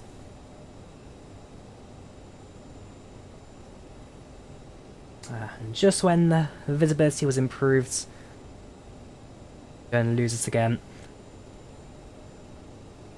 If I get my 3080 fair flight, I don't have a VR headset, so the answer is no, I can't because I don't have a headset. How'd you get the weather snapshot for SimBrief? All included in the flight plan.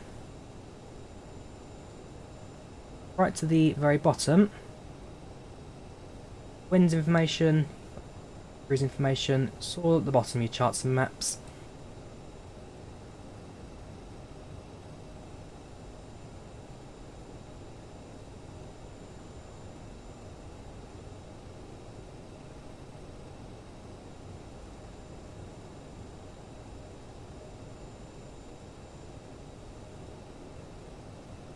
Have I missed the turn?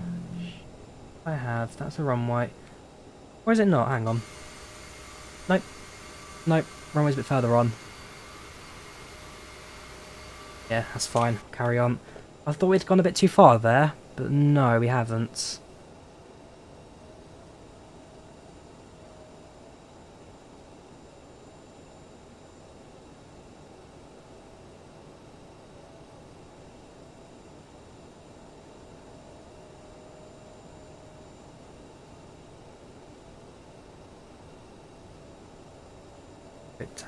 Runway. First is Lima, so Lima now. Next is Mike. Referring to Volanta, according to Volanta, we're on the runway right now. Volanta's Denver, not quite aligned, I can imagine. Yeah, Captain too much the Brovka.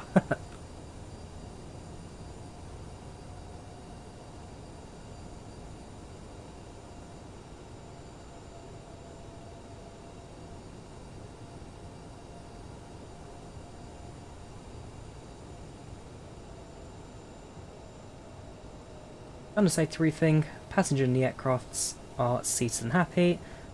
Their departure not another 20 minutes away, so doing very good for timing. We should have a very early landing at Salt Lake, much earlier than I was expecting. Personally, no bad thing. CRJ reminds you of a Fokker 100 but with a modern flight deck. Yes, the F100s, that's 1970s if I recall correctly. The only operators, well, KLM retired them I think now, but there's an airline out in Australia that still operates it around mining cities. I can't remember the airline's name, I think it's like Union Air or something like that.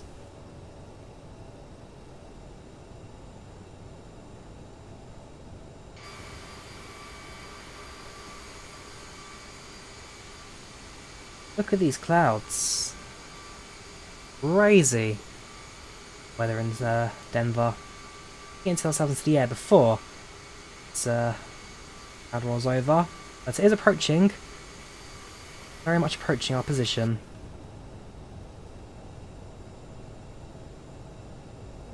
A passenger on board. Gonna much enjoy this one as well. 1986 is the Fokker. I thought it was a bit more modern than I expected actually.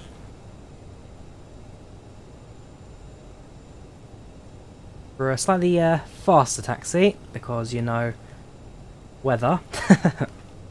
Also, the aircraft's very fast taxiing. Again, trying to don't let the throttles run away from you.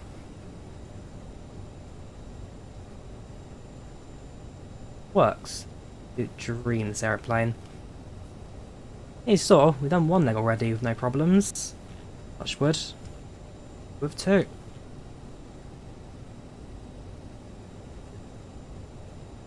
I just realised my transponder was on the entire time. Fuss about that.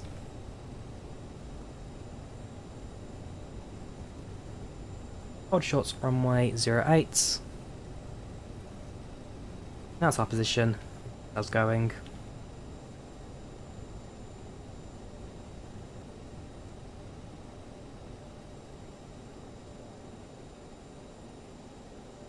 United 5465 is on short runway 08, ready for departure. United 5465, intersection Mike, runway 8, clear for takeoff, wind 090, gusting at 04. Clear for takeoff, United 5465, thank you very much. Cabin crew, seats for takeoff please, seats for takeoff. Alliance, that's the one, thank you Chris. It was one of those like oldie groupy words, Union, Alliance, same kind of thing. Public address to the cabin. Slowly getting closer. I've got takeoff clearance. Don't hand. I disagree, Nils. I think the aircraft handles fantastic on the ground. Maybe one of the best handlers in flights at the moment.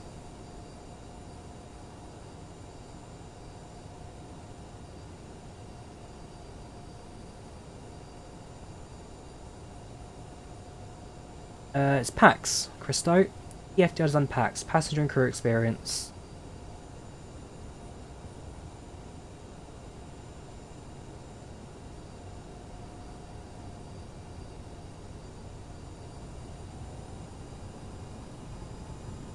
T 12 stable to Toga.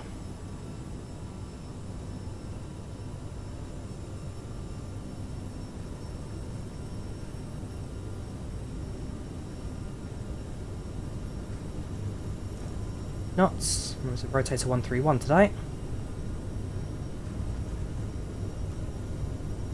Good.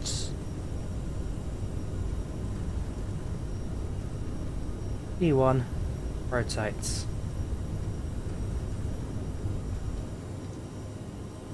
Get right, get up.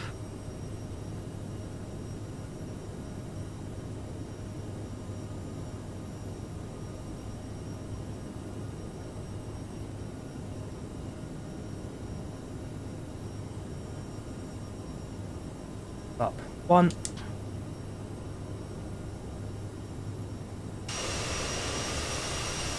Just over the clouds. Slowly get off the runway.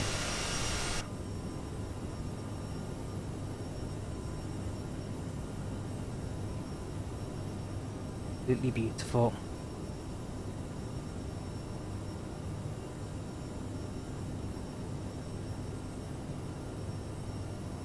Right hand turn, get ourselves onto an intercept to the flight plan. Get ourselves going.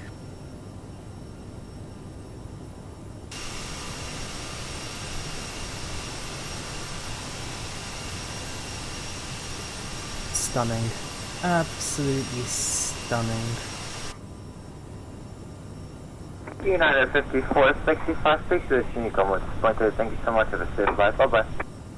Unicom 12 decimal 8 for United 5465. Thank you very much. Take care. Bye. Thank you very much.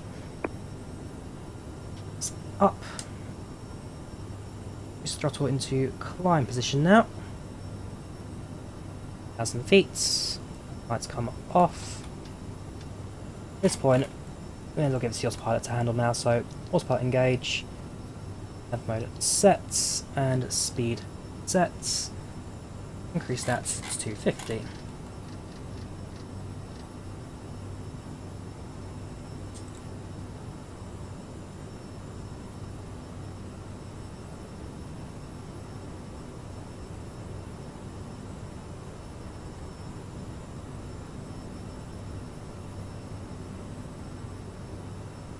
Fingers crossed, this time we should fly to first waypoints without any random loops to the airport. Worst case scenario, we'll just do direct to, or a few more waypoints already predefined. Off to play with. Please level off. Thank you very much.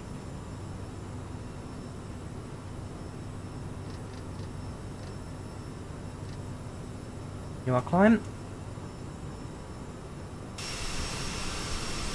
As you do that, you'll enjoy the prettiness of the sim.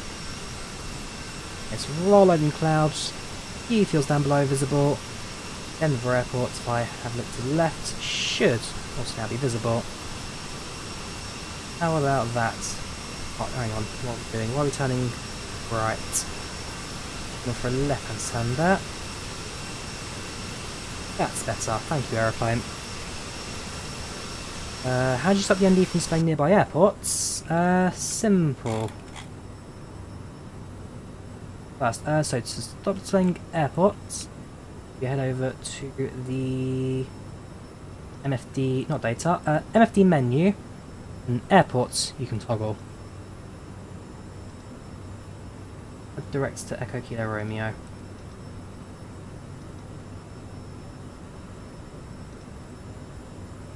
Okay.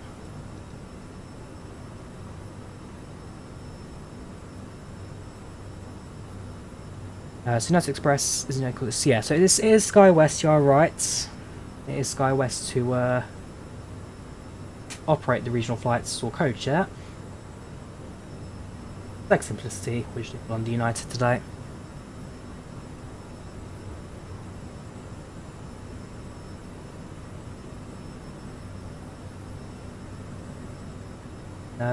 The seatbelt signs now.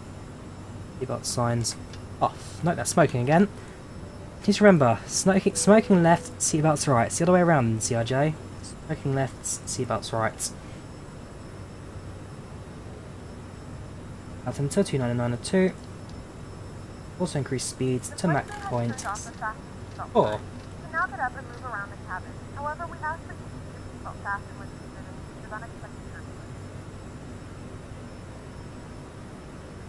I don't know which I prefer more, Chris. I mean, they're both very good aircraft to fly. Once you learn it, they are both very good planes to fly. See, the 550 is a lot more nimble on the controls. It's a very aerodynamical aircraft. 700 feels a bit heavier, but it's a minor difference because they are very similar aircrafts, both in terms of size, weights, and everything else. They're both very good aircraft to fly. Well worth trying out. Yes, Zurich's rival of the E145, you are correct. And Denver, you need to see off before takeoff. You're already at 10k feet. It's true, yes. It's true.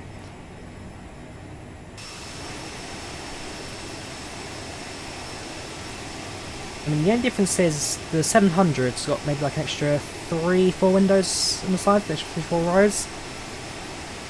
Very similar. Very little difference. One holds 70 people, the other one holds 50. So it's 20 seats difference between the two. Although I will say, I've not had to nosedive this plane yet. The, what's it called? The other one, Panzer flight did yesterday, and we did have a slight nosedive issue. But as I keep saying, the more you practice, the better you get at flying, the better it does eventually feel for, well, anyone really. Are they the exact same, are they? 5700s. The only difference is the interior. Interesting. Okay. I did not know that. Thank you, Airmetric.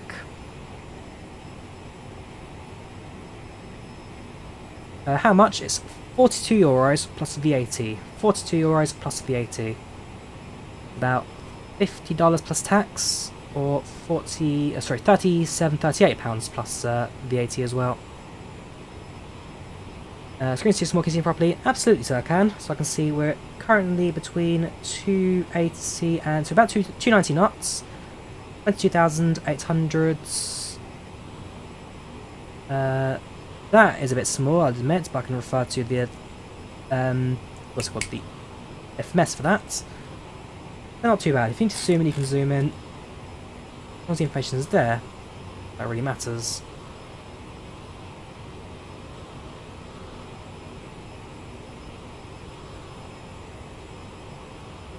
Trouble CRJs is that all of them keep to the same width, that's 900, but the E190 much wider, more comfortable. Sad JetBlue's phasing them out. Yeah, JetBlue replacing them with the A220 on there, the old former C-Series aircrafts.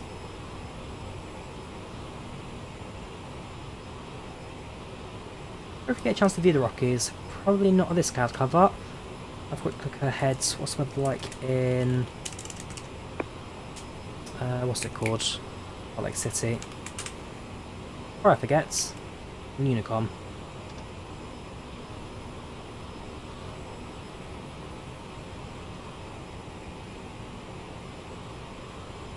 Right, Salt Lake City is reporting same weather as Denver, low visibility, few clouds at 6,000. Oh, so it's 12 centigrade, so it's much warmer. Yeah, it's the same weather at Denver as we've got in Salt Lake City. I'd say it's worth the money, obviously. Absolutely. It's a high quality aircraft, much higher quality than anything got in the sim right now. I mean, the A320X is good, but Sisters 30, CRJ doing a very fine job. I've not seen the Chewie problems, no. What issues Chewie faced with his aeroplane? Might go actually watch a stream later on if that's worth a shout.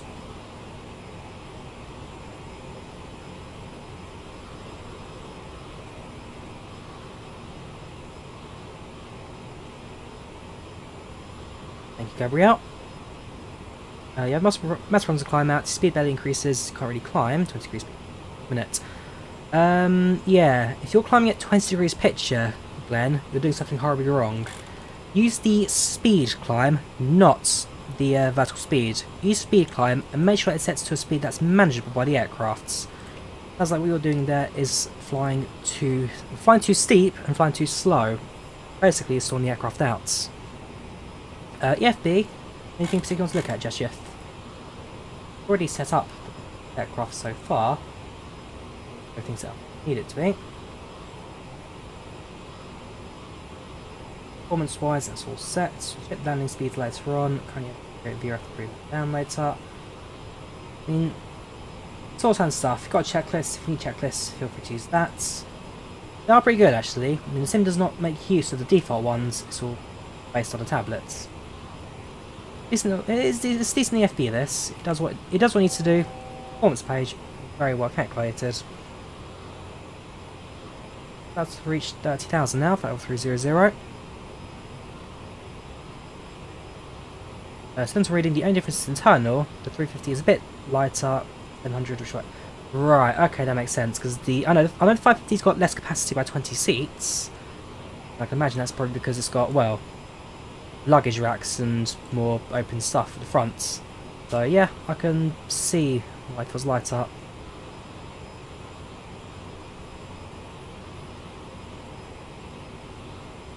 Now reaching our cruise at flight level 300, right? Since we've already plugged in our approach information, top percent will already be green. Slowly speed as the aircraft flies level. Faster if we need to. Throttle, the aircraft will start running away from us. 1 hour 20 minutes, probably a bit of an overestimate. Flight time today. Throttle to around 78. Go ATN1.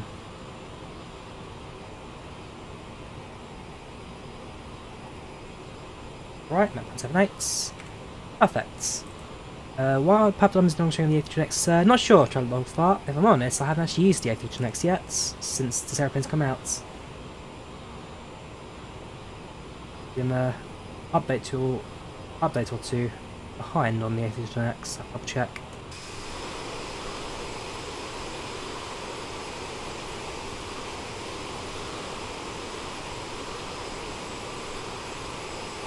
Short swinging in this thing after yesterday. That's the thing, Jamie. The more you practice, the better you get. Already performs one. Well, there was a slight little thing about the nav after departure. As soon as you resolve that, flying high. After practice, after recording tutorials and landing on the basics, it's absolutely fine now. But right, that's actually 100%. Passengers are happy. Running as smooth as can be. I'm just going to pop to the loo now. I'll be back in approximately 30 seconds. Be right back.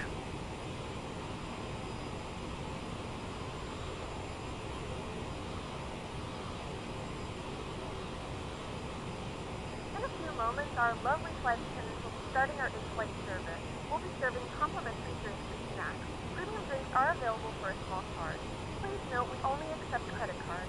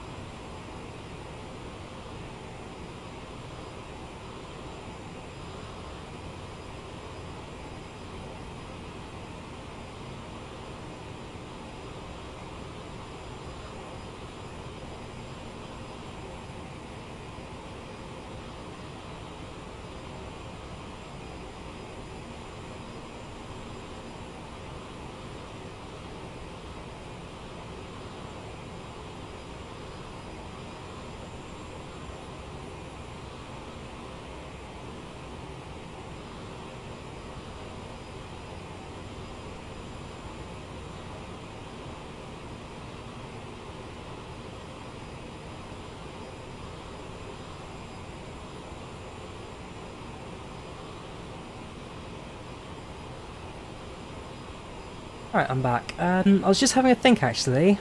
I'm so glad I figured out the glide slope for this aeroplane. I mean, go back to yesterday when I approached into Warsaw, where we were all over the place in the glide slope, up and down, nowhere near following it. Imagine if that happens now, with low visibility clouds right at the foot of the runway there at Denver. There is no way I could have made it to the airport. No visual, no reference. Glide slope working as smooth as it did. Definitely, definitely glad that I've learned the basics.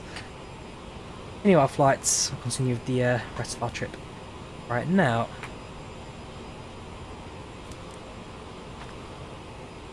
Yes, Marco, you can get real airline announcements on PACX, safety briefings and boarding music. Plan doing a 777 model, should you do Air India, those are Emirates.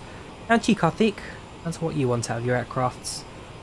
But the tip of the Rockies, just about visible with the cab brakes down below.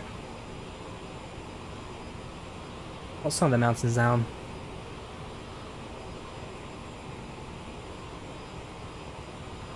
Do you like CRJ? Because yes, Diego. So like I say, I do like my hands-on flying. I am still more of a Boeing person than anything else. But the CRJ, just how hands-on it is, how much more work you're doing to fly it. This is what I like about an aeroplane. This is what I like about an aeroplane. It's hands-on, it's manual labour, it's a labour of love.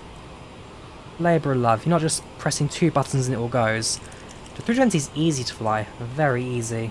This, got to work for it.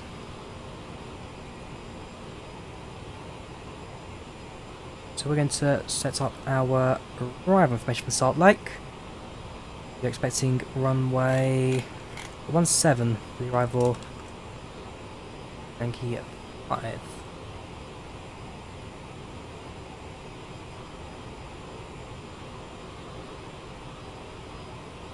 Let's approach. Level 10, inbound from the southeast. Perfect. Got a green screenshot and discount report. Okay, let's have a look at that Diego not Diego, sorry, RV. Shots. Oh yeah, that's the sunrise come there. Very nice. Very nice indeed. The model matching is not quite working. An AirAsia 320 apparently. Or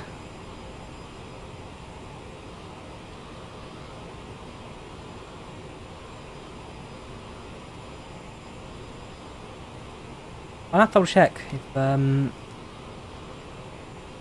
have a CRJ model to match. If not, I'll have to work on like a reference around that. Zeg, I don't think it's quite 1 hour 20 minutes, Gabrielle. I mean, we departed early. Departed very early indeed. Don't think we're going to come even close to that 1 hour 20.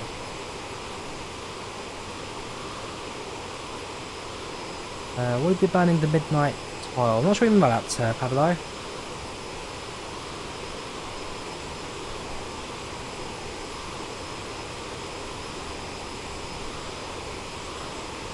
You did see more matching, okay, so they have got it. Perhaps then it's just the certain aircraft that's not quite in the list. I'd love to name the M11. There is one coming, no clue. TFDi design, so the same developer that make PACX, this had on the passengers and cabin crew. The same developer is developing an MD11 flight sim. TFDi Designs. Join their Discord, I've got a few screenshots of it in flight sim. TFDi Design, go to... Perhaps, no. Updates. Somewhere they've got announcements or a screenshot of their MD11.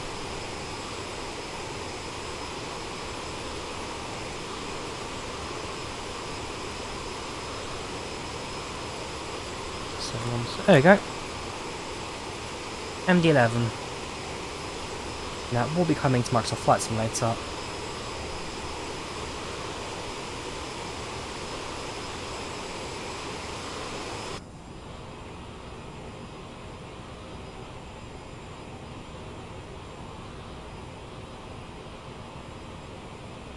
Oh, the Model Matching Flight Simulator 2 RV. That's the one that I made. That is my add-on. Any creating news? Not yet, Manavia. No news yet from the Flyby team. They're still working on it. There's just no real release info at this time. Just that it's still got a bit of development left to go for the future.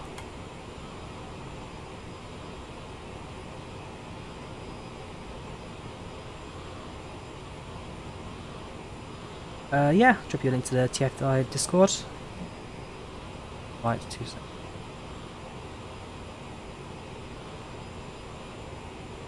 Let's join the server. I've got a link. 5 people. Edits. Denver. Let's join the TFDi Design server and 11 packs. There you go.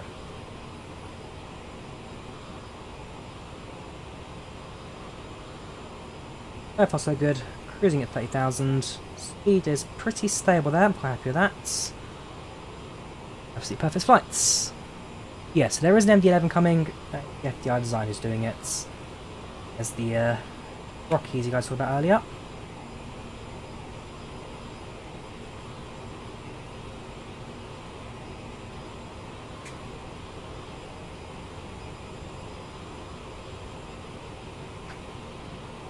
$8,000 feet, not the highest cruise in the world, but certainly enough to get the airplane going.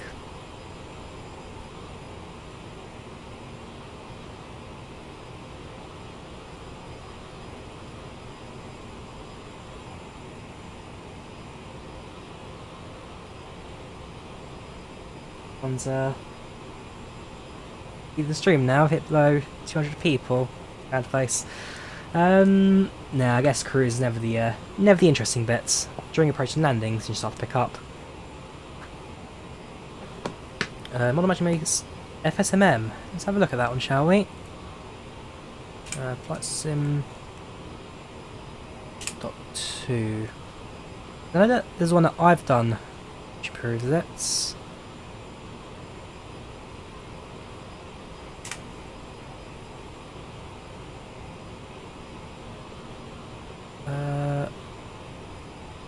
Not that one. Oh! Ah! There you go, you are right. Model Matching Aerosoft CRJ. Although, it's for the VATSIM network, not for IVAO, so I'm afraid that won't work for me. Yeah, that's for VATSIM, not for IVAO.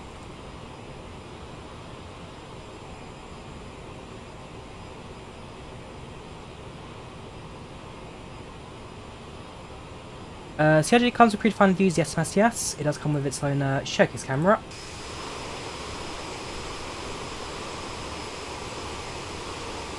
Sorry, not showcase.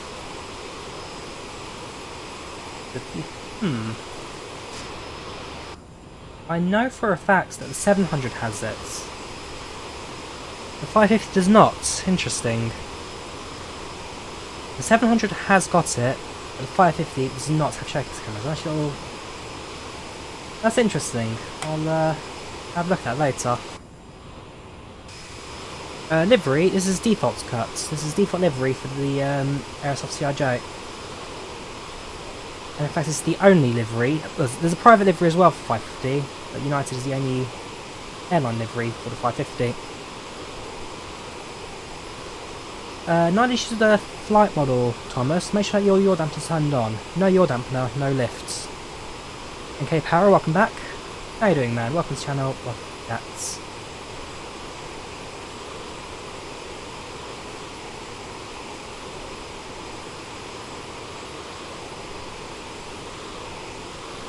Ooh, let's go about the percent off.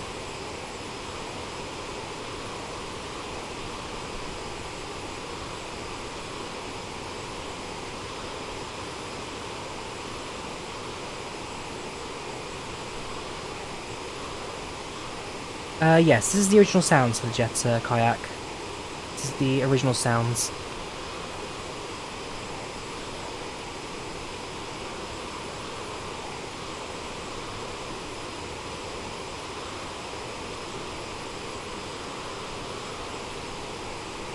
So now leaving the Rockies behind us. Ground no longer snow covered. We enter spring here in the US. So again, we passed out of Denver, which was -1 degree centigrade.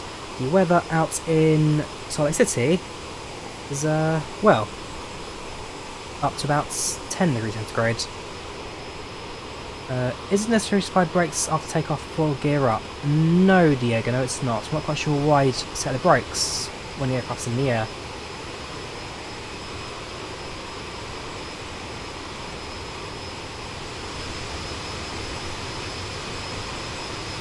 Like this as well, very modelled.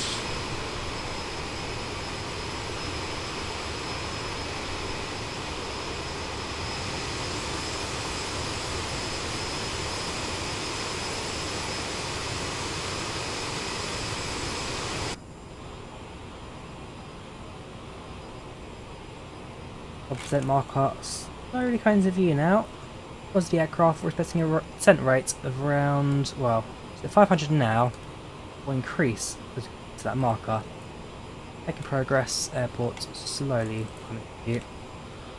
1 hour 12, definitely a bit of overestimation. No, this is coastliner. You take care, have a good one, and goodbye.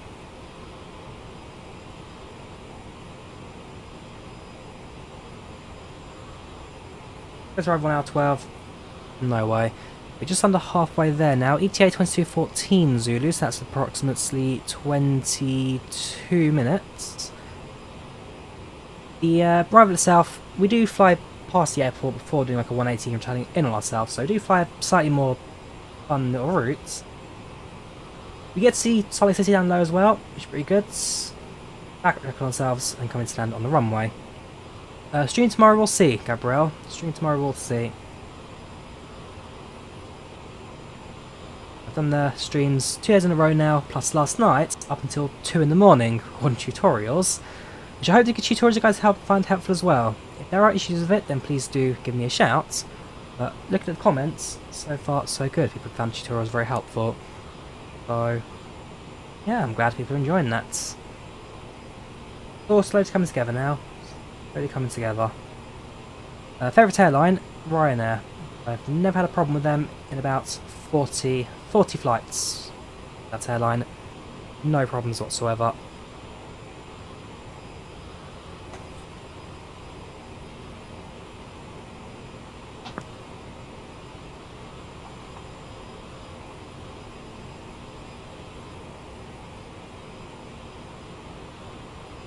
Have a quick look in the cab. What's your thoughts on MO textures. What do you mean by MO textures, I know they're bad. What are your thoughts? Which MO textures? 3 empty seats in the airplane, 3 in the economy cabin, 4 first class. Again, that's the other thing about American flights that you don't quite get anywhere in the world. First one is jet bridges, regardless of aircraft and travel. Second is first class in every single flight. It's like, who buys a first class ticket on a CRJ for a 1 hour hop? American flights have them, people buy them, but again, it's not something you ever spot in any other country anywhere in the world. Well, unless you're... Is it Ugandan Airlines? I can't remember who it was.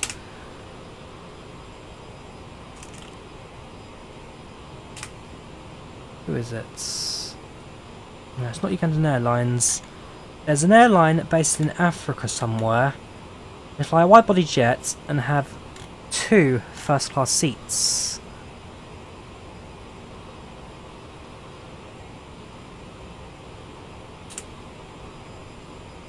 I can't remember which airline it was.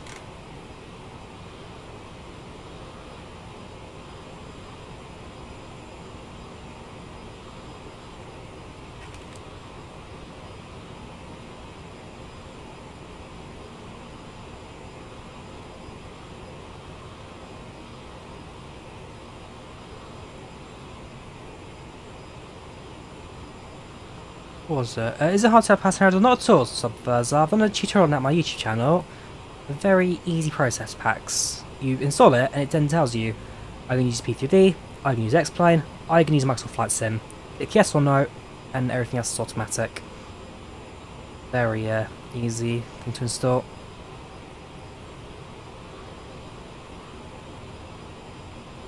It's annoying me now.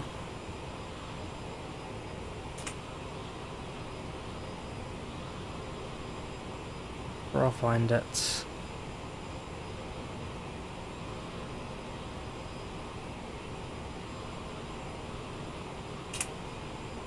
That's it. Azman Airlines. They're in a fleet. They have an A340, and they have 2 business class seats.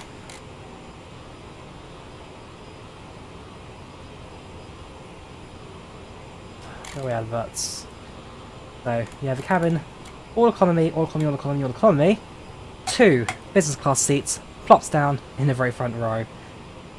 No airline does this, apart from Azman Air.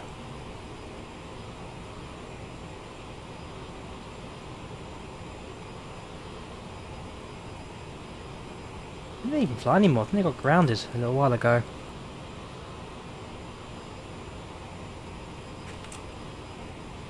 Take care, Gabriel. Take care, fair flights. You have a good evening. Not bad, Jackson. Not doing too bad. How you doing? Welcome to the channel. Welcome to the chat. Yeah, what a setup.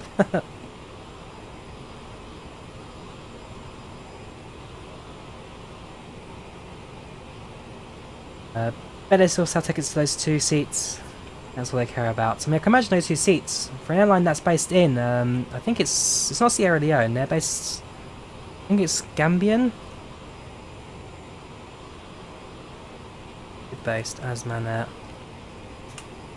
They are based in Nigeria. I can imagine those 2 seats probably where a lot of their income comes from.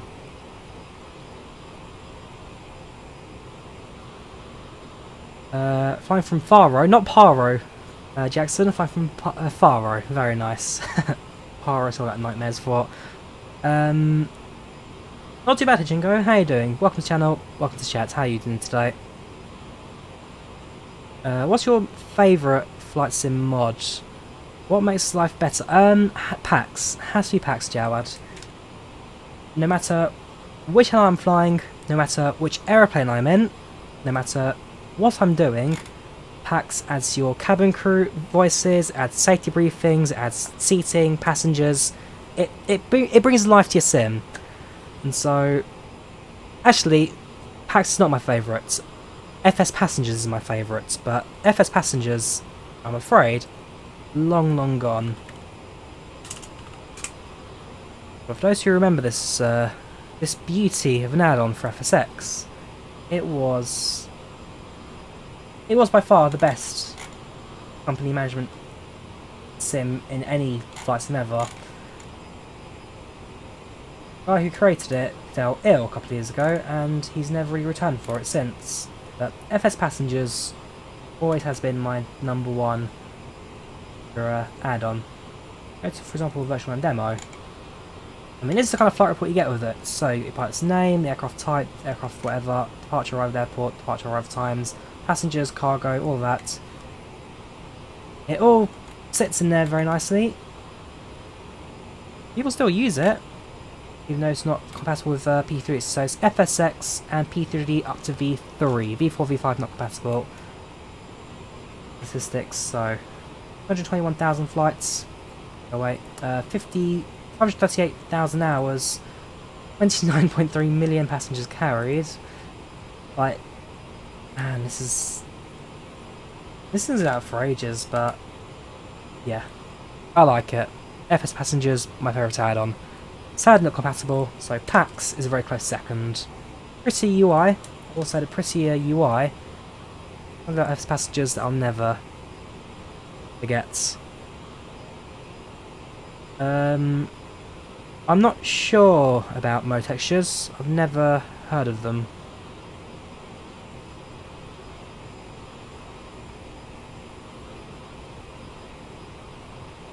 Oh, you can do that in PACX as well for their flights. So if you go to, whoops, you can manage your career. Make your own airline, and you do it all financially in there as well. PACX has also got a career mode.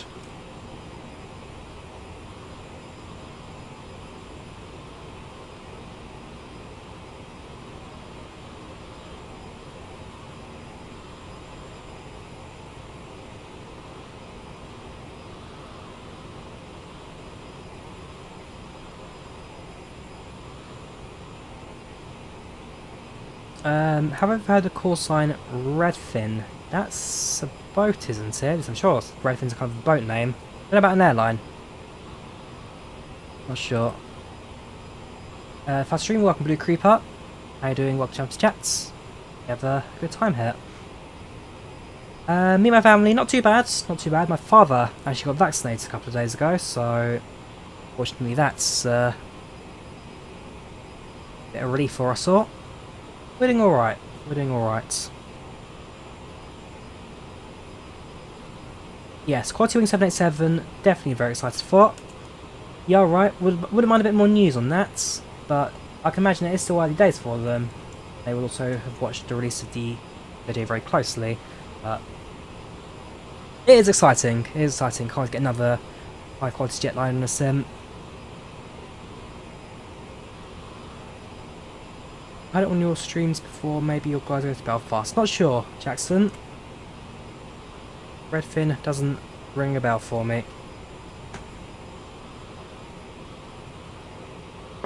ISAT V8020? No. Again, well, I'll fly it, of course. New aircraft, a lot of fun, but it's such an automated aeroplane, it kills love for flying. Yeah, I'm sure it'll be alright. I mean, well, with H20, a lot more Baltic operations. So Baltic we do a lot of. We can do a lot more JetBlue, using a lot of A220 at the moment. What other major characters are there with the A220? Yeah, when it releases, definitely on that we'll have a look as well. Yeah, still waiting for Santa scenery. Still waiting for Guidance to drop it. As soon as they do, then we'll do a lot more Santa ops as well. No, Joshua, I do not have a driver's license. I live in London. There's no need for one. Public transport's more than enough. Favourite aircraft are the 737 and the 747. Flying above Horizon. Right now we are flying just by the Mike Tango uniform waypoint south of Vernal, south of Roosevelt. Flying at flight level 300, 30,000 feet.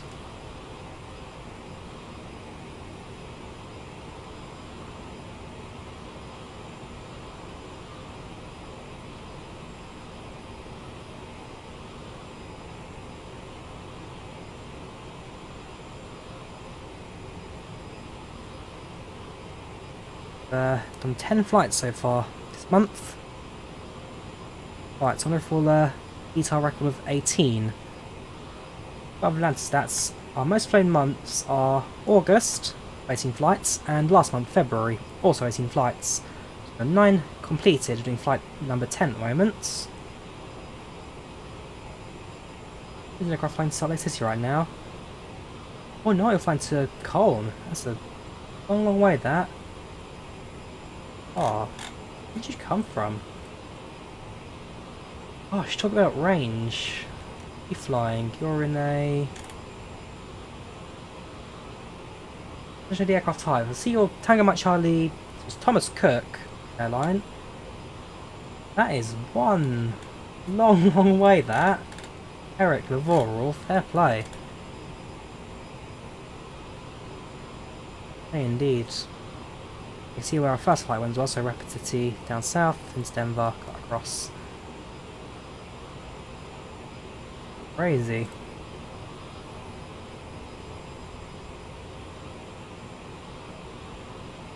Oh yeah, the CRJ, Diego, will call the... I mean, the CRJ is already dead. The CRJ is already dead. Bombardier have now cancelled the program. There are no more CRJs being produced. And, yeah. The A220s will slowly replace those. Because they serve virtually the same role, low capacity regional flights. The A220 has a lot more higher range. Does serve pretty much the same thing.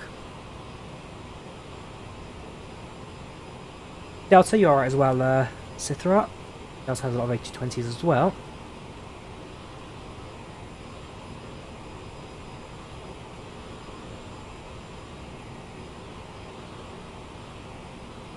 Right, we've got ourselves ready for top descent now. That slowly gets closer to us. The intercept of the runway is going to be at an altitude of... Go around Foxtrot uniform 6,000. I will set up to 6,000 now.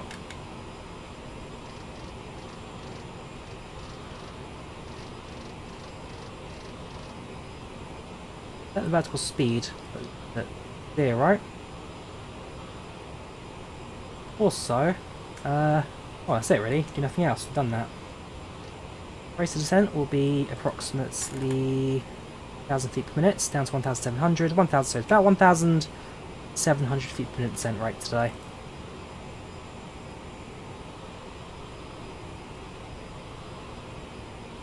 Not sure if the guy to ask, but the thing about putting your RAM from 6032 gigs with. So I'm using 32 gigs of RAM right now, Kurt, and even I'm averaging around 20 FPS in the CRJ. So if you're looking to improve your RAM, your FPS in the aircraft, look at either your CPU or your GPU, as those will be your go-to options, I guess, for improving the aircraft's quality or aircraft's frame rates.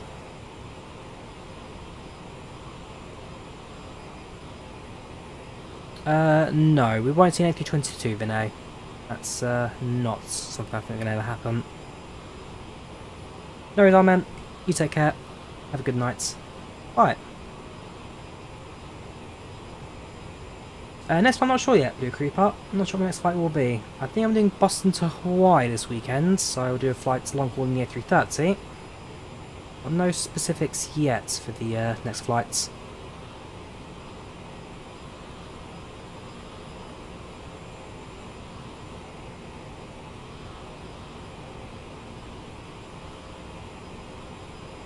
Right, let's descend, shall we? So, drop down to 1,000, well, 2,000 across the board. Roll down to 2.0. Just throttle. That's our descents.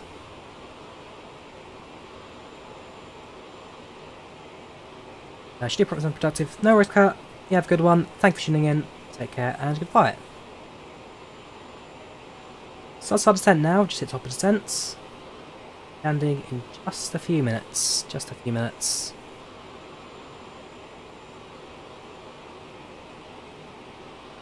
One out of 20. It's a terrible number.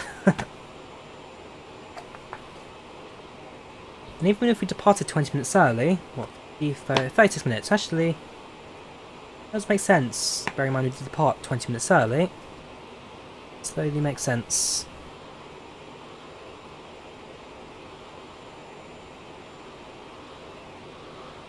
Do you know any virtual airlines? There's loads of virtual airlines out there, Jackson. A lot of them use the smart cars tool for all its. Smart cars pretty good, also made by TFDi Design, same developers PACX. Look at the VAMSys network. So VAMSys have a load of airlines: EasyJet, Ryanair, Aegean, Virgin, just to name a few. VAMSys, a very good network to look at.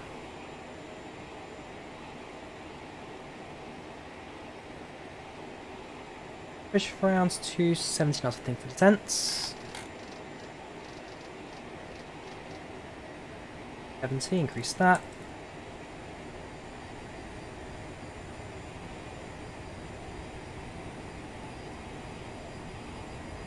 This by CRJ from Aerosoft. So I got this from the Aerosoft website, Michael. Really down to what? It's down to you.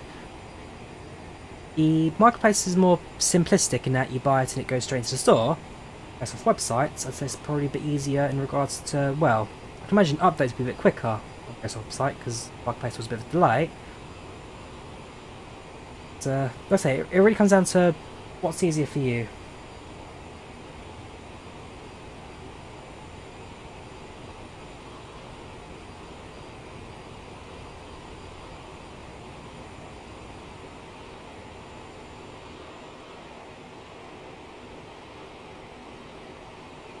Anti-has, please. Probably not follow Serpent, because if I do, I'm basically showing you guys where I live, which I don't do. Given that we're descending into Salt Lake City and I live in London, not an issue with this flight indeed. Settings, I'm using a mix of high and ultra. Valmir, mix of high and ultra.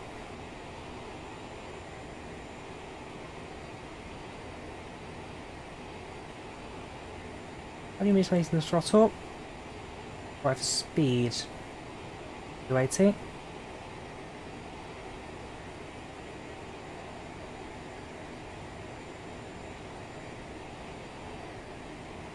How are we going to maintain? Well, how are we going to hold this final turn there? I'm most interested in, because that, like a right turn back into the airport, quite a sharp right turn. That the airport, if the aircraft can handle it, then well. Be fantastic, that. Descent rates, so still showing about 2,000 feet per minute, drops down to 1,400 after Leachy. Ready to drop that. Only down to 5,000 for Spain, which is very sharp indeed. 2,100 for Spain, which you should hit regardless. Spain, 2,000 to Leachy, and then from Leachy, 1,400 rest of the way.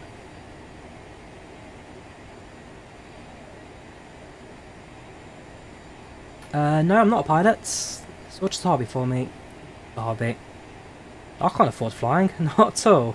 That seems the closest I'm going to get to that. I'm sure I'll do a PPL private license at some point in the future. Definitely not commercial. And yes, Rohill, this is live time and live weather for Salt Lake City.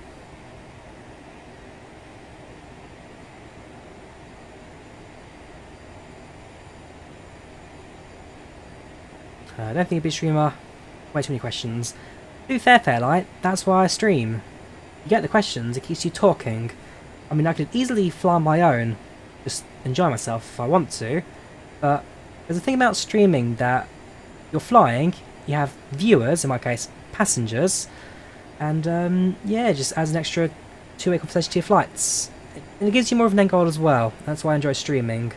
Because, as I say, I see you guys, well, you're all viewers for the stream, but I see you all as passengers. You're all here to enjoy the flights, you're all here to enjoy the scenery, or talk to the captain, or in my case, just this horrible person sitting in his seats right now flying.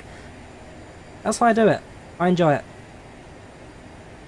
So the autopilot, how does autopilot work navigation? Just by selecting the nav button on the autopilot, all that's automatic. Make sure your source is set to FMS and not set to course, for example. Make sure it's set to FMS, and everything else is pretty much automatic. There's one of the famous salt lakes.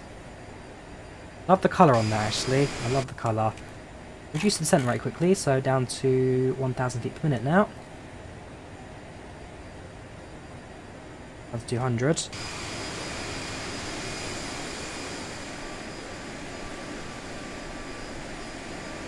Love the colours of this. Look at that. Beautiful. There's nothing down there.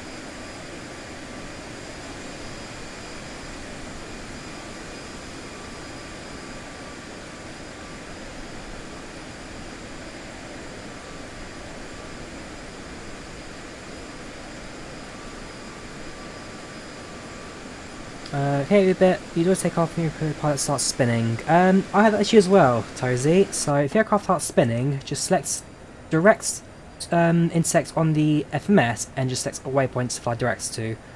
Direct, click waypoint and execute, and that stops your aircraft from spinning in circles. Had the same issue as well when we departed from Rapid City earlier. So it's just a quick fix, not too much of a problem. Right, I need to switch over to low cloud altimeter now, so should we grab the TAR again? I think it was 3012. I'll get some ETAR to confirm that. If it works, of course. If not, I'll just find the old message from earlier. It's called for. There you go, Stacey. It's altimeter 3009.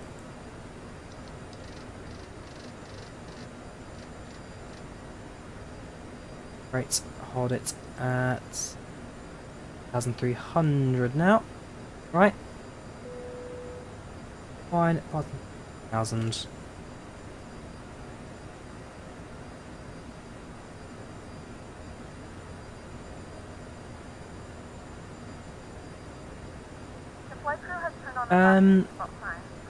Why Infinity? Because you set it up on the tablet. If you go to aircraft states, by default it's set to turnaround. But you can click on default states, change it. In my case, my default is cold and dark. Change it or jump between them in the tablet. We have begun our final descent into Salt Lake City. Flight attendants will be passing through the cabin to collect any trash one final time. Please ensure to 70 right now, which is perfect. This is the Brian waypoint? I'm not too sure.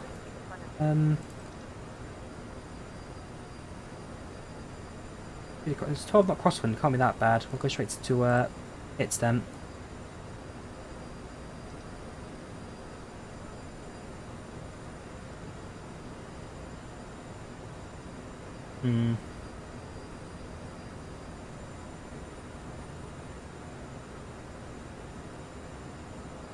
I'll descent rate slightly.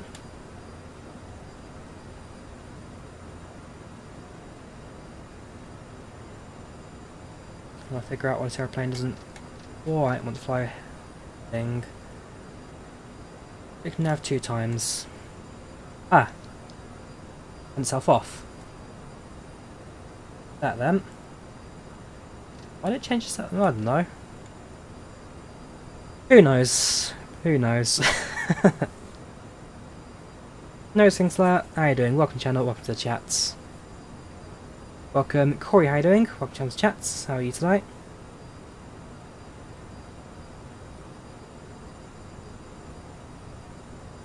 Reset descent rate again back to that 1,100 from earlier.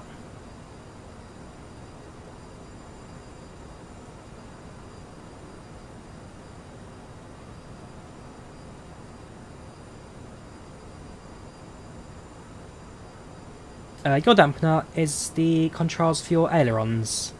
So it basically dampens, it softens the controls for your ailerons of the aircraft from shaking around basically.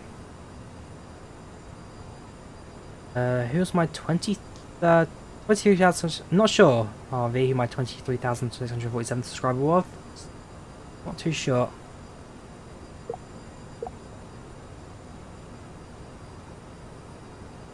Not an insult, but you can't understand what you say. No, it's coming out. Most people can. Gonna get sleep. No worries, Jackson. You take care. Have a good night. Bye bye. We're at 13,000 now. We've got to spot the airport actually as well. Oh, in front of us. National. International even? Probably not. Somewhere out there is the airport. Yep. See. As you fly past the airport, make a right hand turn, and then approaching to land.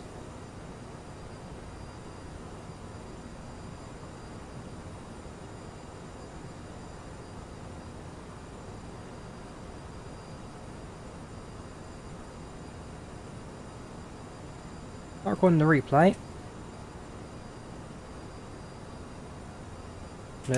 Freeze the simulator for a minute, so we'll let the we'll do the freeze early, I guess, so that we get full concentration for the approach in. Okay, the developer is working on that now. Hopefully soon we'll get a fix for it.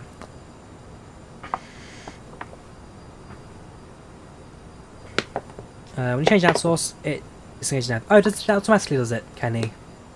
Right, I'll keep that in mind. Thanks for the heads up. Yes, there's a developer working on 777X. It's Parallel, I think it is. No, Tap Designs Group working on A220. Sorry, it's Pinpoints. Pinpoints Simulations are working on the CRJ at the moment.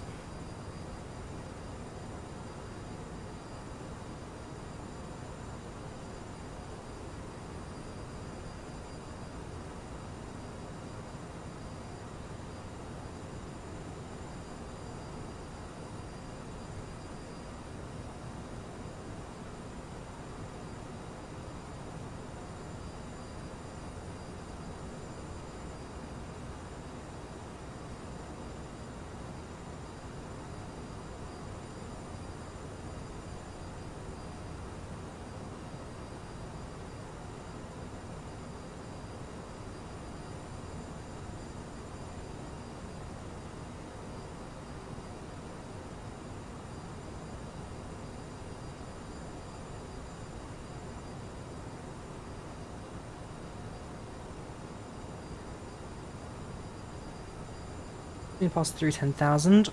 We'll reduce our speed now to below 10 knots, and let's come on.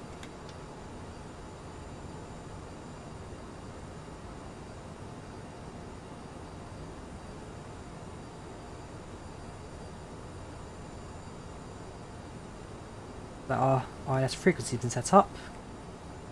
Frequency for runway 17. 17, frequency is 111.5. Reset, same as Denver earlier.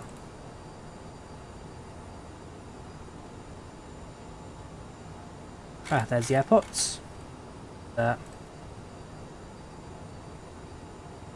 Take care, Sushant, have a good one. Good night.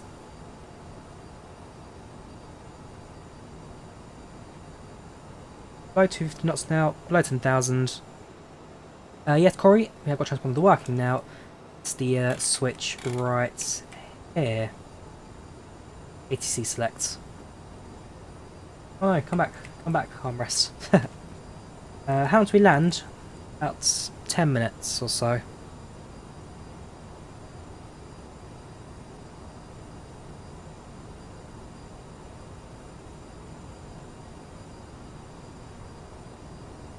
We need to figure out the terminal. Denver. What's Denver? Salt Lake. The terminal. Terminal 2, Concourse C.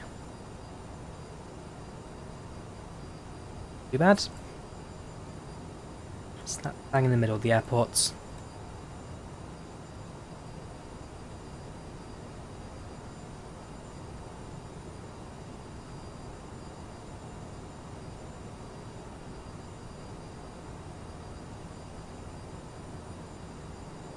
Starting at 250 knots now, passing through 8,000. We're going to reduce our rate of descent now. It's 500 feet per minute.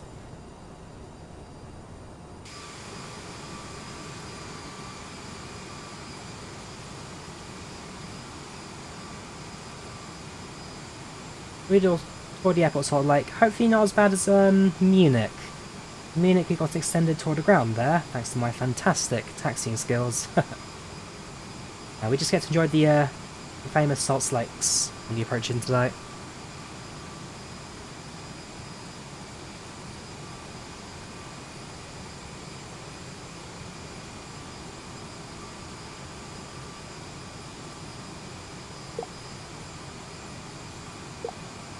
Aircraft taking off at Salt Lake right now. On those on the radar. 10 miles, we make a right-hand turn, and then it's the intercepts for runway 17. Almost there now.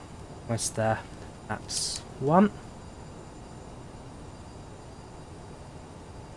Crosslim.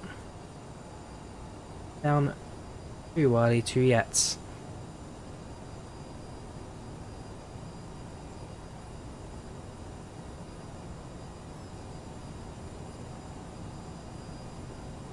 How can anybody look at the simulator and call it ugly? It's so beautiful. The left wing there. So beautiful.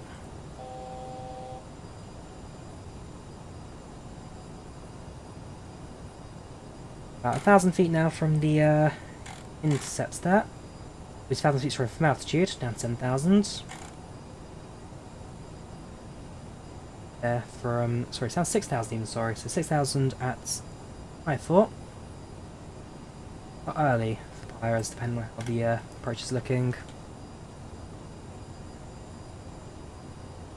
I'll probably do an early cut actually. Early intercepts, often stand a bit, well, a minute earlier basically. Sights.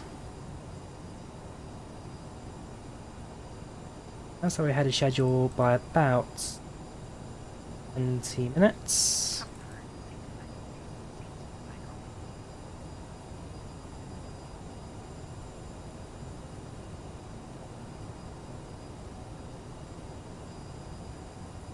Direct to Iris.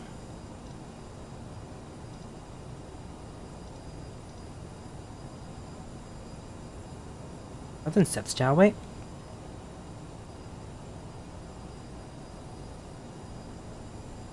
Level off 6,000. Work our way around. That's plans the game 737 more. 737, absolutely. I think the 73 is on top of a lot of people's lists.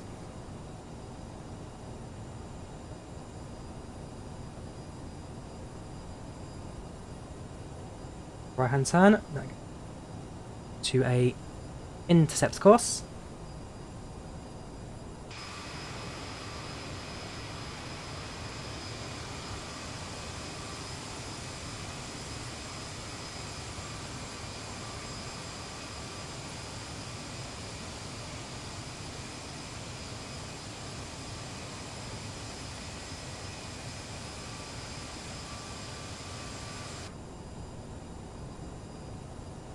Here again.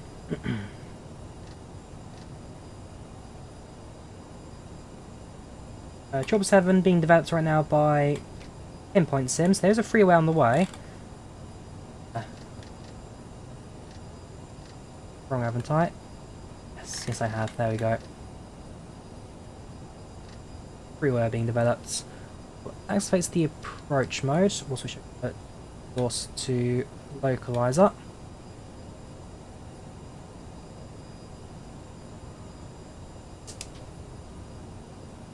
Again, adjust speed of flaps.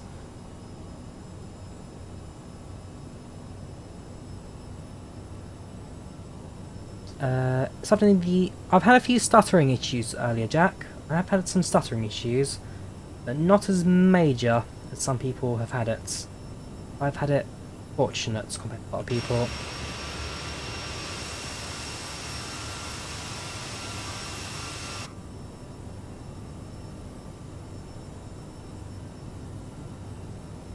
I have played an X-Plane while videographer. Before I use Microsoft Flight Sim, X-Plane was my main sim. But X-Plane, I've retired P3D, I've not retired X-Plane. X-Plane I do use in the background. Actually, feeling a bit earlier today. Right, so now intercepting the localizer. Altitude cap is set. Very shortly, starting our descent down the glide slope.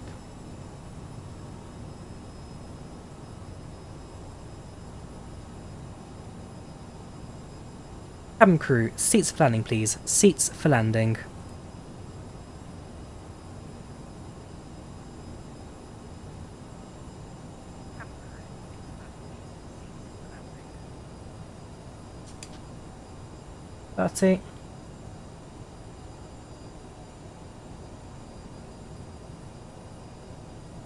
Right to that localized hit. It's not the most line the runway, I must admit.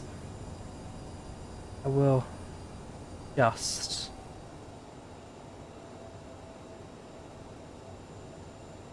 altitude there. Altitude is now set. We are descending slightly. Down.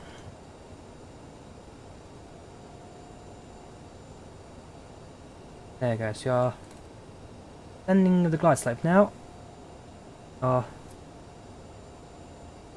Again, not the most centre on the runway there. Enough for the aircraft to work with.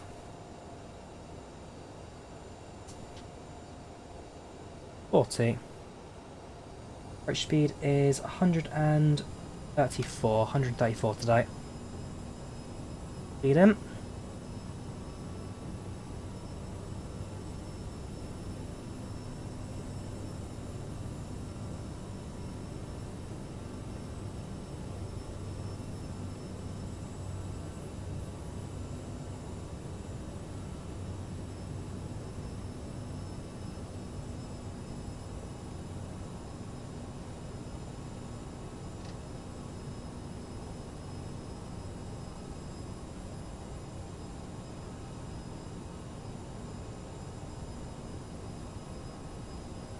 Hands on the throttle. Main speed, descending glide slope 1000, autopilot comes off. Off into land.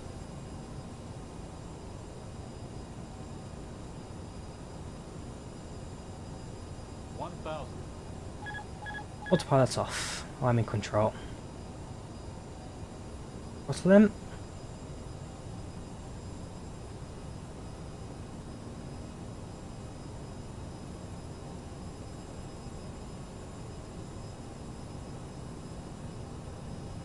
Steady, a little blow glide slope there, but nothing I can't adjust.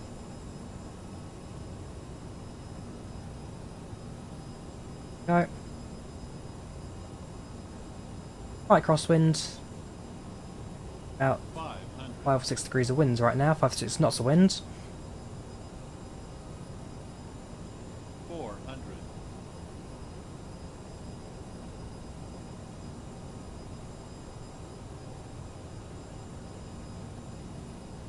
300.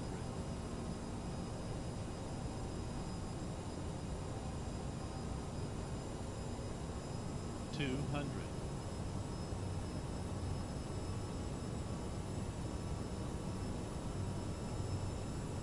100.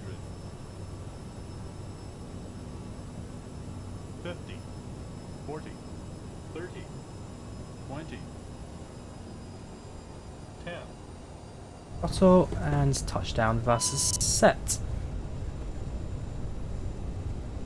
Centre line there, slight drift.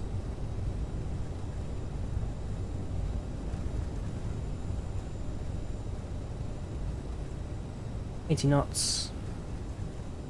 The reverses cuts.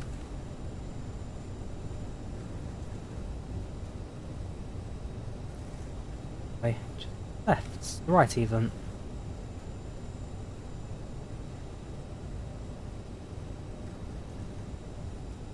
Go. Welcome to Salt Lake City.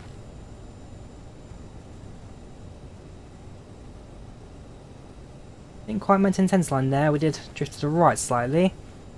Apart from that, too bad. Ladies and gentlemen, Yes, yeah, I got reverses, Kenny. Salt Lake City. The local time is Use reverses. 4:32 That's up. PM, and it's currently about 54 degrees Fahrenheit. You can now use your mobile devices. Please remain seated until the aircraft has come to a complete Braking. stop and the seatbelt sign is turned off. Remember to use caution when opening Right. the overhead bins. That's and off. items Test lights secured leave to on. the flight. This is your APU, final we will destination. start. We thank you for flying with us. Whoops. Accident. Accident. Yeah, gear there. The test finish. Go. APU. Start.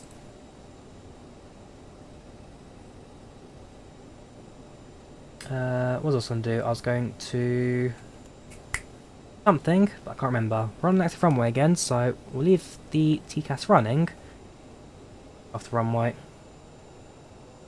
Expect arrival 12 minutes. Pretty spot on flight, actually.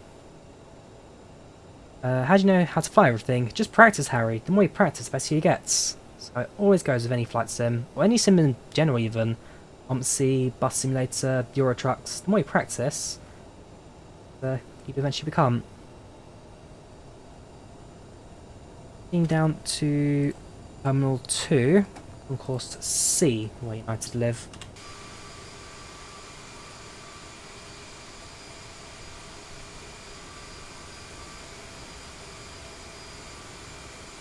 Watching your hot dog. No worries, I know. How do you find it? Hope you found the tutorial rather helpful.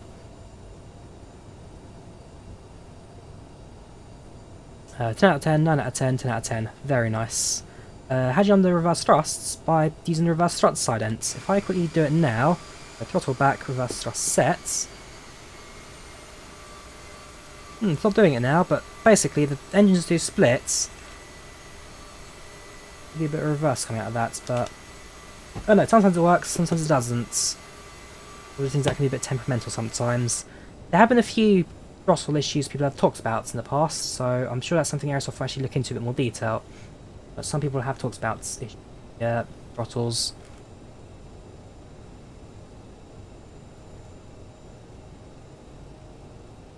Passing down runway 14/32, this runway basically never gets used apart from a few GA aircrafts.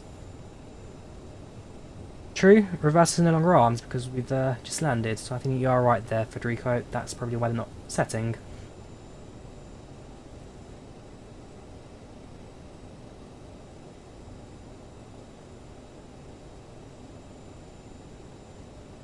Right, so let's kill the respond to that.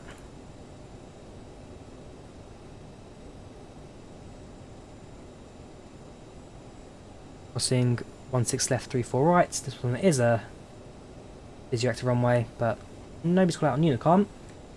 Or safe cross.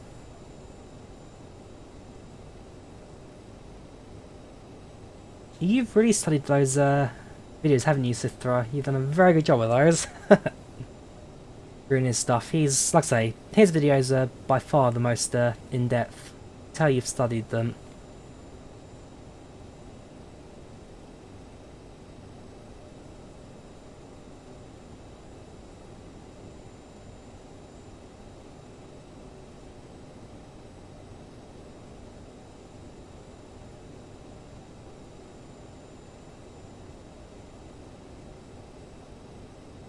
No more throttle in.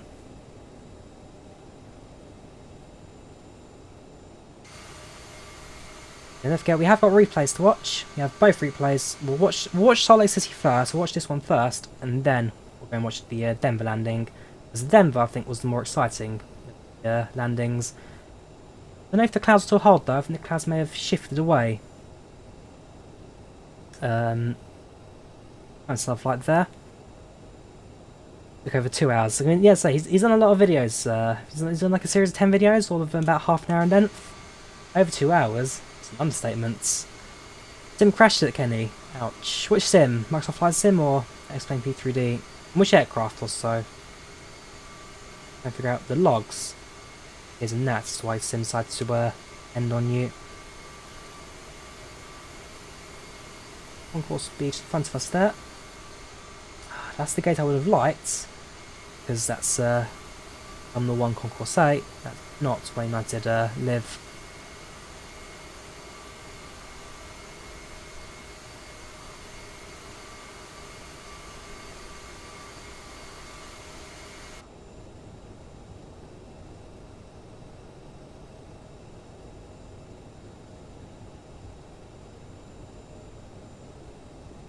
left.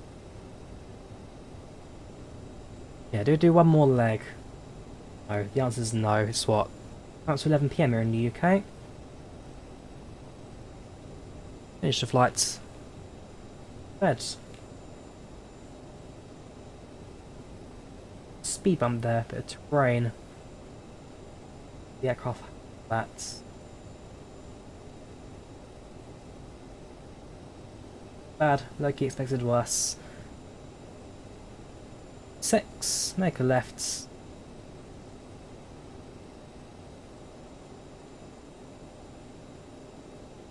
You take care, Kingslayer. Have a good one. Bye bye.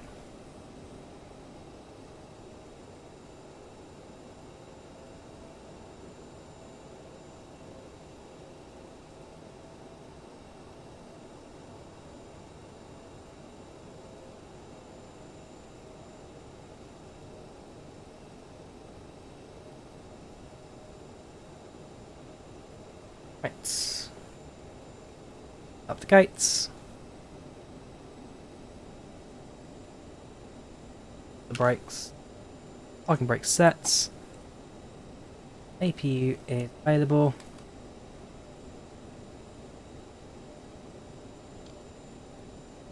Down.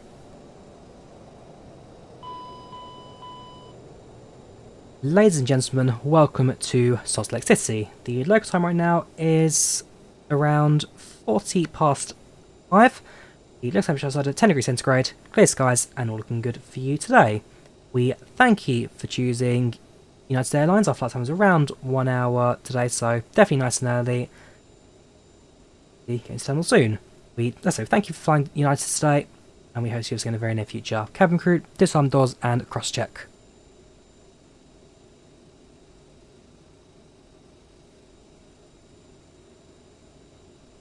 Okay, I'll just back. Doors. Ground power cart will call. Well, AC activates. Off. You have it. Off now slowly. Gates and disembark. It's been 2 good flights today. Has been 2 very good flights. Kill that. Kill that. Kill that. So we'll allow passengers to disembark. Let them empty the airplane out. And then we'll have a look at the replays. It's only, what? Was it 47 people on board today? 7. Boarding. Just a couple of moments. It is the ground at the moment. Is it 40? I'm not sure. I don't know what time it is in America. I'm literally just looking at the clock right now. It's 20 to 11 UK. So I just removed 5. 6 hours Denver. Whoops.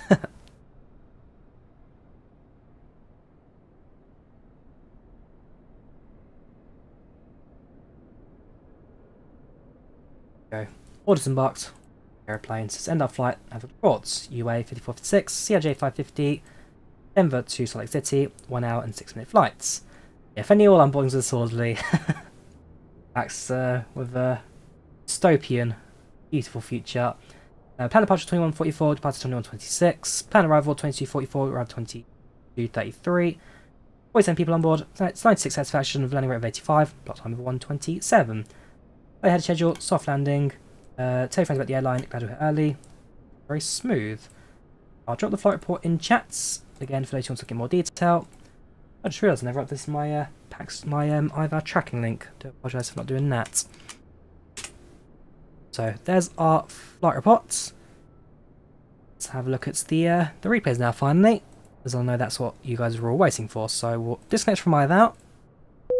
Thank you again if you're on an ATC person at Denver today. Let's close the door. I need to remember that we need to close the door. When we did our replay out in Warsaw. Open. And again, we'll do Salt Lake City first, and then we will do landing at Denver. Load, Salt Lake City CRJ. Second to appear.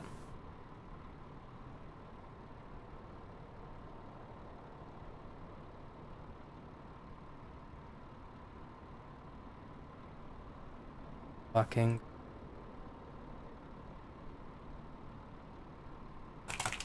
Is Sim frozen? Oh, no, there you go. Hang on. Give us a second. I thought Sim had given up on us there, but no, it just take a bit of time to load.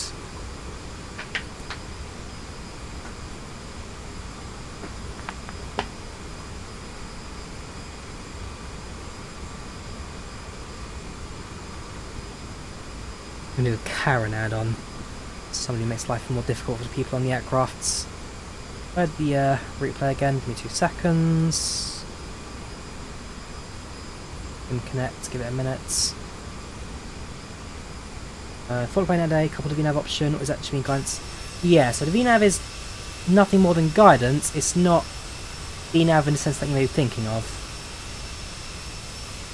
Seconds. Let's say the CRJ and FlightControlReplay, they work with one another. It's just not quite perfect yet.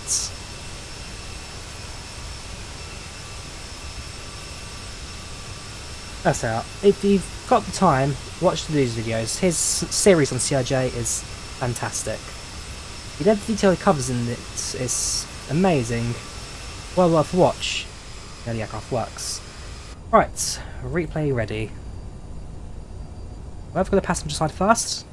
The left hand side. Operation Salt Lake City. I'm loving again the low cloud layer, rolling mountains. So beautiful. No, we're not doing a flight after this S4RF. We've done 2 legs today. It's been for about 3 hours now. I've done my task for today.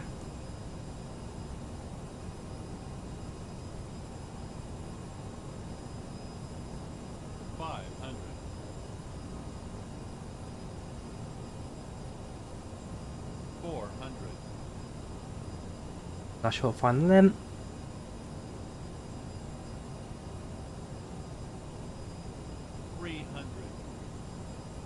Yeah, airport perimeter that. 200. There's about a spot. SLC just in the background over there, so you can see a few skyscrapers you can spot. 50. Over the threshold. 40, 30, 20. It's 10. much down.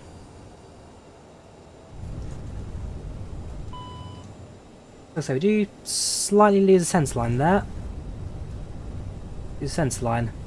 That's not too bad. Was that a bounce? I'll double check that. I don't think we bounced it in the landing, but you never know. Maybe the sim has maybe replay caught something different, especially from the passenger point of view. But it was a smooth landing, that. Was a smooth landing indeed. We got a landing replay there, might just be a bump in the runway the aircraft's detected. It from the right hand side. This is a scenic bit. Fog, the mountains, the lakes. This is the scenic view, I think. The terminal rolling on the right hand side. There you bounce. We'll have a look at the external view. We'll get there. But I will say it's the Denver landing I'm most interested in. Denver landing was very fun in low visibility.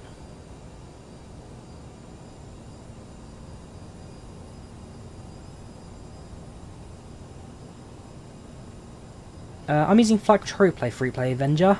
FlightControlReplay.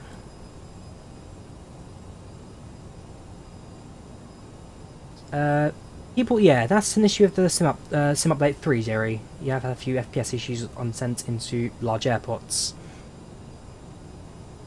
500.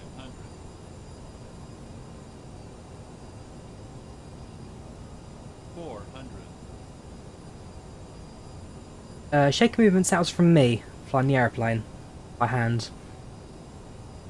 At this point I'm flying manually, hands on stick. The CRJ, it's a stable aircraft, but at the same time it's a very unstable aircraft, you know what I mean? It's very sensitive on the controls, this. 100. 50. 40. 30. 20. 10.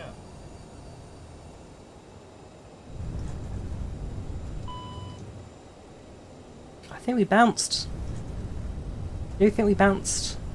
Interesting. CRJ costs €42 plus VAT, Game and Mets. €42 plus VAT, which is about $50 or £38 plus VAT or tax. Right, so let's have a look for the external view, shall we? We'll use drone cams to get the views just where we want it.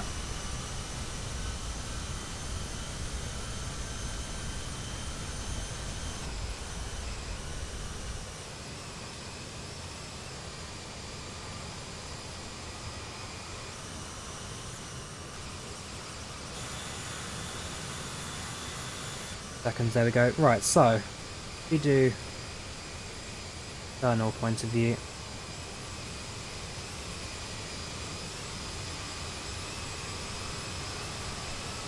Over the airport area, a shot. We bounce it.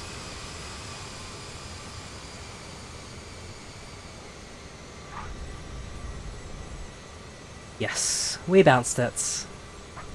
We did bounce it. That's probably how we did our sense line there, where I thought the aircraft was coasting to the side. We were coasting, but only because the aircraft was airborne, so there's no friction, no slowdown. So that explains our sense line there. Not a bad landing, by any means. Definitely one that the more I land it, the more I practice, the more I'll stick with landings, that's for sure. Apart from that, not bad at all. I've got tower view, have a good tower view I think.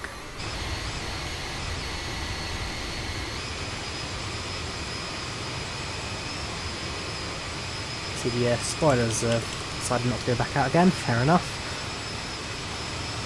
Have you seen TCAS? What do you mean by TCAS? Talking about the transponder, that's on the lower pedestal towards the middle.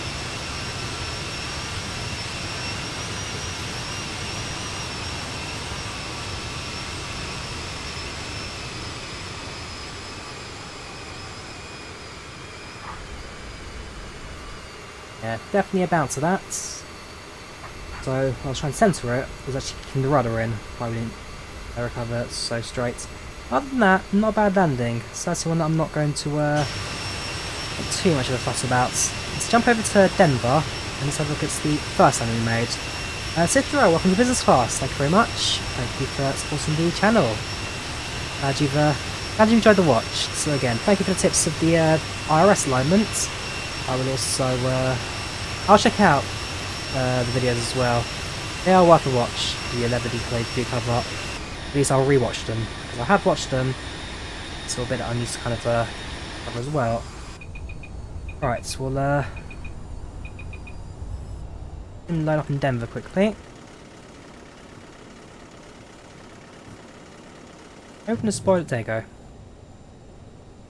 Okay, so the cloud's still here. So hopefully that'll be all covered as well. Right, press play. So, the Denver landing, this was on Autopilot for, well, right down to touchdown basically. Well, glide slope, well, unstable because of how poor the cloud cover was. It looks like the clouds have moved because Tim doesn't quite do it in real time. But apart from that, very smooth landing indeed.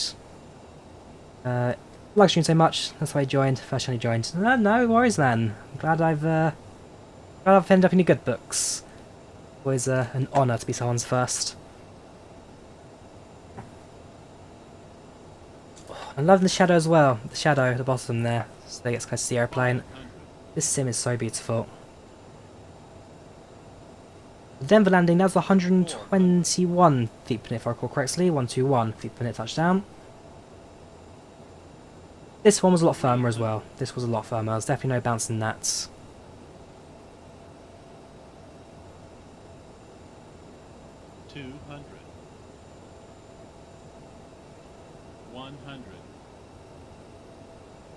Ooh, what's that light there? Interesting. 10. Man, this was recorded at 367. I can tell you now. Oh, we did bounce. Fair enough. Okay, note to self, Drawyah. A second bounce. Third touchdown chart. There's a plus 82 feet in it there. Yeah, note to self, Drawyah. Practice sea landings in the CRJ. Can't keep bouncing it everywhere you go. Get from the right hand side here. Don't sink. Oh, I think external view will be very good for the end of the runway. Don't sink. 3 bounces. Don't Have a look, sink. right hand side. Think about Denver, the airport's in the middle of nowhere. The city is attached to the southwest. Don't sink. So far away from life, it's just field around her. 300. Don't sink. It's a mod, EcoFN. I'm using FlightControlReplay for replay. Don't sink. 200. Oh yeah, and the flap's down to 30, not 40, so we had got don't Nope, sink 100. alarm there. I should have 40. used the inhibitor, but I never did. 20. 10. So touchdown 1. Touchdown 2. And then down 3. It's that was towards the end of the runway there. Drone Don't cam. sink. Drone cam. Follow mode. Pick ourselves right at the end of the runway there, so.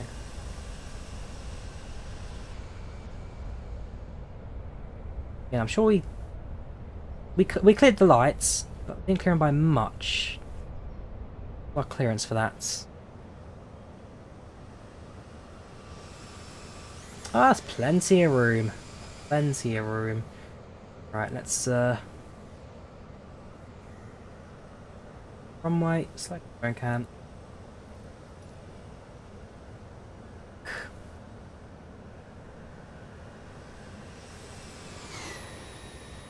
So, down 1, back in the air, touchdown 2, back in the air, touchdown 3. What a landing, what a landing. We'll do one more from the drone cam.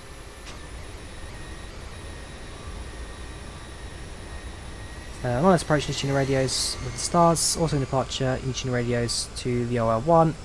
VDC, I think. Okay, I'll review my flight processes in the CRJ. That's got.